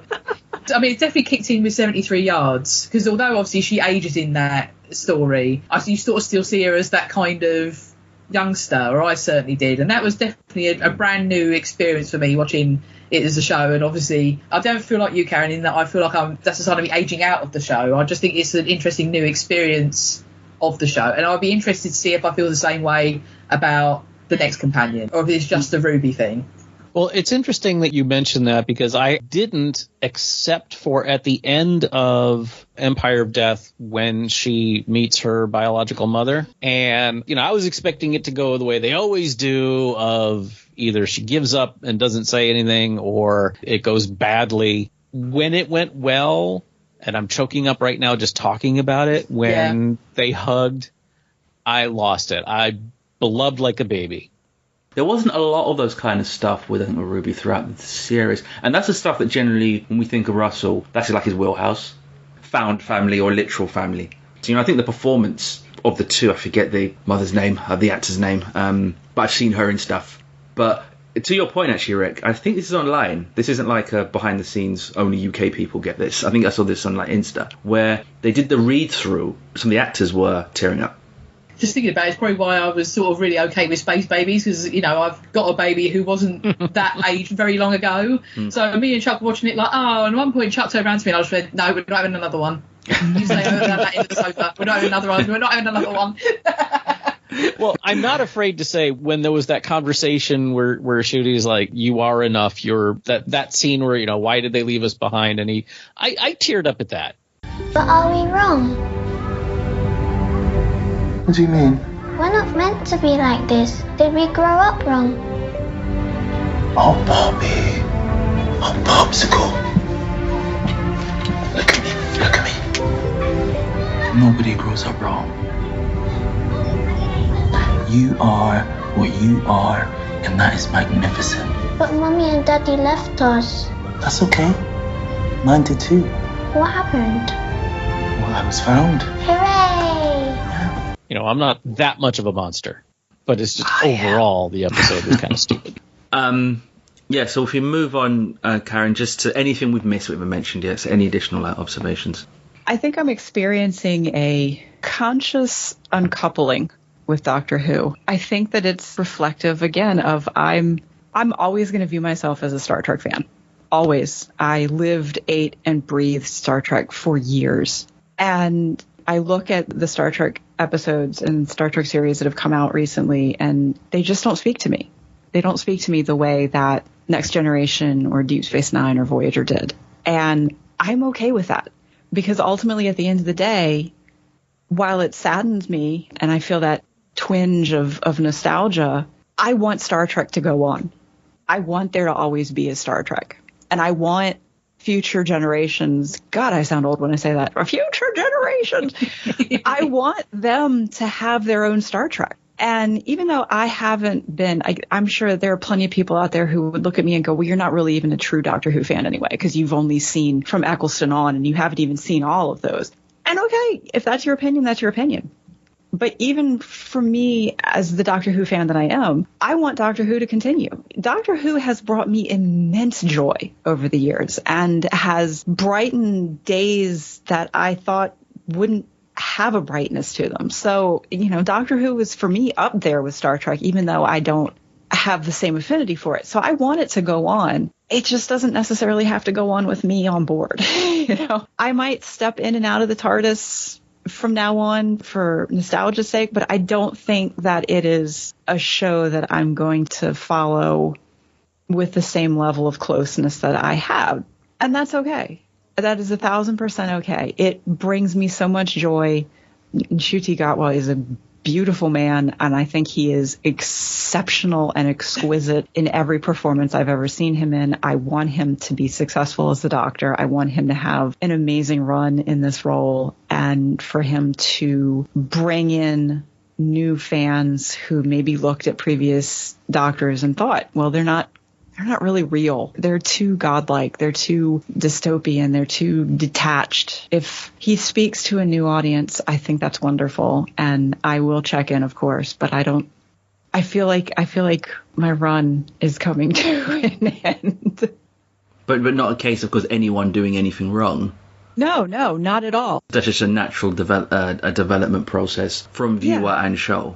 Absolutely, 1,000%. I think that the show still is top notch. I think it's still quality. I think that it deserves accolades. It deserves fans. And I think, again, that is the whole point of a show and a franchise that relishes and embraces longevity, is you have to keep engaging with new fans. You can't rely on this one stagnant pool of fans. And I'm sorry if there are people out there who have made their entire personality that they're a Doctor Who fan and now they feel betrayed. Nobody's betraying you. If you love the show as much as you claim to love it, you want it to continue. And if your whole MO is, it doesn't appeal to me anymore, I want it to fail, you're not really a fan. At the end of the day, that's the bottom line. You're not really a fan. You're just kind of narcissistic and want something that builds you up as whatever you built yourself up to be in your own head. But no, it is by no means a reflection on the show or the people who are acting in it. I think that they are excellent casting this season. I'm looking forward to seeing the new companion. I enjoyed her in Boom and want to see what her new character is going to be like. Different character, by the way. I think, as we say, different character, Belinda? Different name. Belinda Chandra. I'm sure there'll be some connection somewhere. So, yeah, Rick, anything that we haven't mentioned yet that you wanted to add? The episode Rogue. What's it? Sorry, just to please comment on that. But on that point, and cause we had Karen on for the episode, I know that's one she liked. With the Comic-Con panel, how they did it is that the interviewer basically, they did a few minutes on each episode. So they went, so I talk about space babies, and I talk about Boom, blah, blah, blah. And you know what American crowds and Comic-Con crowds are like, cheering, whooping for everything. When they got to Rogue, that got the loudest pop from the crowd. Just went there. Because that's what I'm curious about. I didn't hear any fan reaction. I don't have a whole lot of... the episode was fine. But the Doctor makes out with the guy who's not Jack Harkness after all. And I found myself in an odd place. Because I've been since Rose complaining about Doctor-companion romance. Now, granted, not a companion, but I can't recall other... Did Tennant kiss Rose at some point? The Ninth Doctor kisses her to remove the Heart of the TARDIS from Right. It was that's right. It was part of the ways. Right. And obviously have a big snog on the beach in Bad Wolf. So with the extra, the Doctor came from the hand. Right. Yeah. So Doctor snogging anyone is very unusual, and I didn't hear a whole lot of outcry about that. We spoke about this on the episode. It was an outcry, but it still irritated me, and it's something organised. But Deadline printed about an episode review or whatever, and they printed the first same-sex kiss in Doctor Who, and it's like, no, it isn't. Not even close. Not even close. I mean, it sums Deadline up. It was notable, and I think some of those your homophobia showing those people were out. But no, it wasn't like mass backlash, and it wasn't like the outrage machine wasn't like cranked into any higher gear than it normally is. At the time, to be honest, I think we had a lot of other things to be worrying about over here, so that's maybe why. I'm glad to hear it. I liked the episode. It was fine. I don't particularly care for the doctor. And again, I will acknowledge my own hypocrisy, because if there had been a relationship between Jodie's doctor and names are just flying out of my head. Mandip's character. Yes, thank you. I would have been all for it, which half of me is like, dude, you've been against this kind of shit all along. But because it seemed like it should have been. My only problem with Rogue is that it was so fast. I think this came up on our episode. There's two things about that. It was quick, but as Karen helpfully reinforced, that the stereotype of like a lot of people saying online that it was fast. Have you never seen gay people in relationships before? Yeah. We've got Fair the enough. U-Haul parked out back. Their relationships, they tend to move them fast forward in relationships anyway. But also, the perfect analogue for this is The Girl in the Fireplace with Madame de Pompadour. It was the same thing. Yeah. One episode, that's true. One episode, and the Doctor's ready to basically bin Rose and bring Madame de Pompadour in the TARDIS. Like, Rose is totally sidelined in that episode. It's quick, but not quick that I had an issue with. Because it's Good one point. episode. I hadn't put it in that perspective, but you're right. Okay. It's written in a way where it's like, we want to see this guy again. Russell made the joke at Comic-Con that, like, oh, if you only hadn't won that Tony, it'd be so easy to get back. Because he recently won a Tony. So there's no doubt they want him back. And they've left the door very wide open for him to return. Oh, yeah. I would be shocked if we don't see him again. See, my biggest problem with that episode was that they kind of played hard and fast and loose with the rules they established for that trap. Yeah, that came up in that episode as well. I mean, I liked the episode, but things like that stopped it being like a really memorable one. But no, Rogue, I think, generally is popular. Definitely, at least as far as I could tell. There was no reaction where it's like, Last Jedi happens and then people and then Star Wars get gunshot, like, oh, let's not do nothing like that again, because it annoys people. There was nothing like that. It definitely does not feel to me that they won't do that again. It definitely doesn't feel to me that Ncuti may not end up with Rogue or another man at some point. At some point in the show, who knows? Like, it's not the first same-sex kiss, but it's a notable one. When we think about the show's history down the years, and if you can do like a montage of memorable Doctor Who moments, that, I think, should be in that montage. It was also legit, because I think, Karen, you might agree with me. There was a lot of fanfare made about the first same-sex kiss in Star Trek on DS9, but it really wasn't. They framed it in a way that it was like, well, they used to be husband and wife. They just happen to both be girls now. And there was a asterisk next to it. A lot of hedging. Yeah. Yeah, so, Emma, any additional observations you have to make? I get the impression from this series overall that they truly...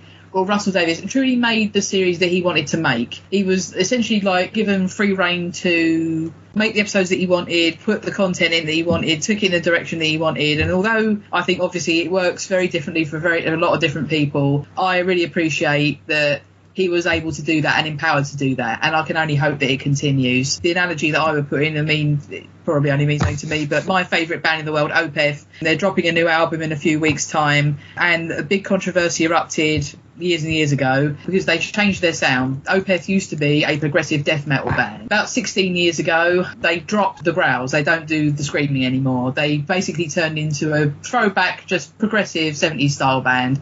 And there was a lot of pushback in the fandom. But now, this album that's coming out soon, the growls are back. And I'm like, fantastic, great, love the first single, but are you making it because that is the artistic direction you truly want to go in? Or are you guys under pressure to bring that back because you put out 5 albums that haven't maybe done as well as you would hope compared to your previous body of work? So my analogy is that if this is your true direction again, fantastic, but I hope you're not making it under any duress. All I can say about Series 1 is I feel like there wasn't any duress involved at all. They truly made what he wanted to make, and I hope that continues. Okay, my stuff is a quick word on ratings. So I said in our preview that we knew at this point the episodes would come on at midnight, and then they would be aired on iPlayer at midnight, and then they would be aired on standard network TV at the general time on a Saturday. So I said I don't want to hear shit about ratings, about struggling ratings, given that not everyone will be watching at the same time, and some episodes are available throughout the day. Also acknowledging that I knew we get people trying to use them as a cudgel against the show, because there was the usual, I think some of the ratings were lower than like Jodie's era, because Jodie's era at the start, actually, the ratings were actually quite good, and it's like, oh, lower than even Jodie Whittaker's era and all that kind of bullshit. So the BBC recently had their annual report, I guess kind of like a shareholders meeting of sorts, and the BBC totally complimented the show. I mean, to give you an idea, I guess how they're feeling, at least rhetorically, about Doctor Who, is on the report, it's a physical report, and on the front cover, is Ncuti, Millie and the TARDIS. Those two in character. That's the front cover of the BBC annual report. They also reveal that apparently Doctor Who's been the most watched BBC drama among people under 35 this year. And there's lots of increases in viewership. People are watching it all at the same time. People are coming to it a bit later. People are checking in later. Apparently one of the better performing across that demo. Like, we don't have the demo the way you have the demo, but that age range, it's been one of the better performing dramas this year. That was from a couple of months ago that was revealed. And we haven't done a Doomsday Clock segment for a while, and this isn't specifically what this is, but obviously we have to focus on Disney a bit as well as the BBC. Disney recently had their quarterly shareholders meeting, and as far as Disney Plus goes, apparently there's been a slight profit. Apparently I think 40 million, which isn't relative. I mean, $40 million would give me a quarter of that, but apparently that's for that. It's not a massive profit, but it is a profit. I think that's the first time they've broken profit. I think broader with Disney, I think their problems with like their parks and Walt Disney World, there's been a downturn there. But Disney Plus has started to make a slight profit, which helps Doctor Who because that's where you lot are all watching it. I got the idea from looking just from the outside that as far as America goes, like, it wasn't like they pushed hard to promote Doctor Who beyond maybe just stuff you might usually get. I so rarely am anywhere that advertising would get to me like that. Mm-hmm. So I honestly don't know. Yeah, I mean, they promoted it in the app, but I don't remember any external ads that would have caught my attention. Yeah, I mean, the only thing I would hope Disney would do, and to get into how seriously they take it, I would like, because what I don't think has been the case yet, and it's still early, is that, not for me and Emma, of course, but for people everywhere else, people have to kind of think of Doctor Who. Oh yeah, that's Disney. You kind of have to think of the two as combined and as partners. Same way it's like, oh, Star Wars. If you want to watch Star Wars, you'll go to Disney Plus. That's where you have to go. If you want to watch Stranger Things, I go to Netflix.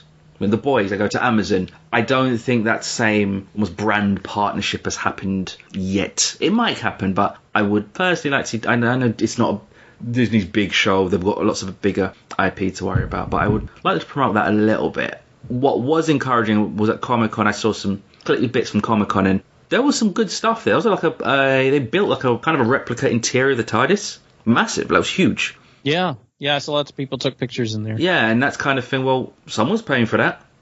And I'm guessing that some of that money's coming from Disney, and because also I think the deal was done before the current CEO was there. But like, if he's like, so we're paying how much for this Doctor Who thing? If that was the attitude, then they wouldn't have maybe put much muscle behind, the Comic-Con slate of promotion. And it wasn't the main thing; it was more minor in comparison. But they had their D23 slate of promoting all their stuff. Obviously, it's mainly Marvel and Star Wars and stuff. But there was some exhibitions, stuff like Doctor Who, that was there. So keep pushing. I would like to see Disney make it more of that. You want Doctor Who? Well, Disney's the place to come. That's the home of Doctor Who. I did feel I was seeing a bit more media engagement from the US established press. I felt I was seeing a little bit more from the US, maybe not as much as I like to see, but a bit more. And I think this all comes up in the wider thing of where is Doctor Who's place and as far as the big genre IP goes. Like, is it competing with a big IP? Because if you think it is, then you can say things aren't where they need to be, but I don't think they are. I don't think Doctor Who's really competing with Star Wars or... Oh, hell no. Star Trek or Marvel. I don't think that's like, well, let's look at the ratings for what's the new Marvel, the Agatha show, the House of Harkness or whatever it is. Like, let's look at the ratings for that, and then let's look at the ratings for the last series of Doctor Who. I don't think those are one-to-one comparisons. They're a divisional team. They're not a Super Bowl team. You want them to get to the playoffs, you want them to get to the postseason, but you're not realistically thinking they're going to make the Super Bowl. And the thing I always said is we didn't have a winning team in the past. We had a losing coach. And I don't think we have a losing coach now. So I think things are tentatively optimistic, but there is no doubt that, look, if Doctor Who's not doing well, then things could change very quickly. And there is, I think, probably more pressure on it. But I think that just makes Doctor Who the same as every other TV show. If TV shows aren't doing well, then they don't tend to get renewed. Is that really any different than it was in the past? No. Probably not. I just think it's maybe a bit more, it's more in the discourse of like ratings and renewalship, and this is going to be cancelled, and because it happens so much more and we're so much more aware of it, well, we weren't in the past. There's pressure, but probably not much more different than before. And just the final note I want to make is, I mentioned at Comic-Con, we knew it was coming. Doctor Who's got a spin-off show. If you're going to have a Whoniverse, you can't just rely on Doctor Who once, 8 weeks every year. So for those who don't know, I think we all know, but don't know, it's called Between the Land and the Sea. The villains are the Sea Devils. I feel very confident they'll be better rendered than they were last time we saw them. I'm getting climate change vibes from this, because Russell said the story is... You think? Yeah, Russell said the story is the Sea Devils awake under the sea. They see the mess we've made of it, and war begins. So I'm getting very strong climate change vibes from this. Cast looks... I mean, it's so subtle. Yeah. Well, Russell, like when is he ever? Hey, look, if anything, the reactions to Dot and Bubble says you can't do subtle, mate, because people don't get it, so you've got to go hard. Yeah. We know Unit will be in this, and the interesting thing is, and this comes back to the free management point, Russell Tovey's been cast.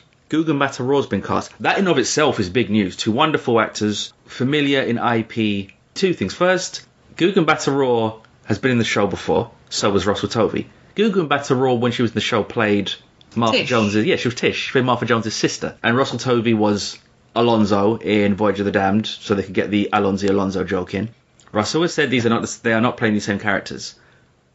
I refuse to believe that they're just actors who happen to play characters in the past, they're playing new characters, and that's the end of it. There feels like a ... on the end of this. Yeah. Particularly because a lot of people thought this was spin-off where they were going to announce Freema Agyeman's return. And they haven't announced her return. There were lots of rumours that she would be coming back to a spin-off. And now you've cast the actor who played her sister. Which, notwithstanding, this was the thing they used to do, they probably can get away with now, but you cast a black family and they're all very significantly different shades, which doesn't make much biological sense. But we let that go back in those days. But you cast the actor who played her sister, but she's not playing the same character. So I just think eyes open on this one. I tell you what, if she shows up, you all will hear the squee from here. Yeah, I think there'll be a lot of excitement if she is to appear. I think it's 5 episodes, it'll be quick. I imagine we might do an episode analysis here. I might haven't really thought about it yet, but I guess it would make sense, because there'll be no Doctor Who one. And I said to my wife when we were watching Legend of Ruby Sunday and Empire of Death, this feels a hell of a lot like a Unit backdoor pilot. Oh, yeah, 100%. Because they spend a lot of time on the sets and on the people in Unit, a lot more than they usually do. Yeah, meet this person, meet this colonel, meet this colonel. Look at the tech we have here, like, was it the time window, whatever it was. Look at all the stuff we'll be using. Yeah, no doubt we'll be using them. Russell wants an extended universe. If Disney are paying this money, I don't think Disney are just paying for 8 episodes of Doctor Who. You know, you need to keep this content machine churning, Russell. So, I think they're filming now. So if we just end with just a quick series rating out of 10, please, Karen, for the last series. I'm going to give it 5. Rick, if we come to your rating? I give it a 7. And Emma? Yeah, 7. And that's where I am, 7. Karen, I think you've explained why you're lower than us. I think this is a much broader issues rather than just the specific quality of the episode. And I think it wasn't great. Russell's done better series than this, but there was enough good here. I still feel optimistic, enthusiastic. I still think the show's slightly pointing upwards, and the difference between where we are now and where we were maybe a couple of years ago is that there's just a bit of enthusiasm, some energy around the show. There wasn't before. And the possibility of what could happen is greater. But there's more optimism, I think. And I think there's a feeling of the people in charge kind of know what they're doing. While I was prepping for this episode, I came across something that I had forgotten from the end of last year's Christmas specials. The Toymaker's Tooth. Yes. Yeah. Is that a dropped thread, or are we still hoping that's going to... Well, not a dropped thread. It's an ongoing issue. I mean, it's like when they burned the Master's body and someone picked up the ring, and then that was picked up years later. It's sort of obviously a callback to that. So I wouldn't call it dropped, because obviously we got a definite series 2, no matter what happens. So all the questions and sort of seemingly dropped issues that are here, I think you can sort of just put a pin in it, if you see what I mean, and wait and see what happens. So yeah, very much so. And whether Russell himself picks it up remains to be seen. He didn't intend to pick it up last time. He said he put it in the ring, said someone can do that later, and then the someone ended up being him. So yeah, with the tooth, we know the Master's there. It's just a way of saying the Master's not dead. We'll see the Master again. We might not see a resolution on that for years, but there's no doubt there will be some form of resolution. Whoever embodies the Master back then, again, we'll see. Well, and also in the Comic-Con interview, someone specifically asked whose hand picked up the tooth.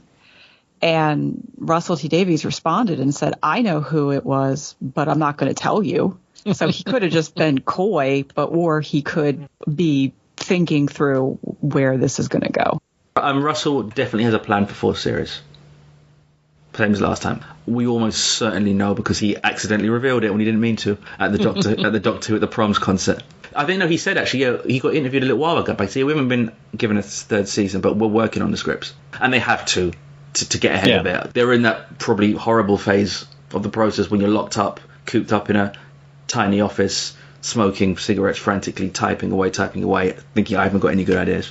But so that's where they are. Okay, so if you have any thoughts on what we've just spoken about, you can email us at analysingdoctorwho@gmail.com, and we're also available on Twitter and Instagram at analysingdw. So Emma, Karen, Rick, thank you for all being here.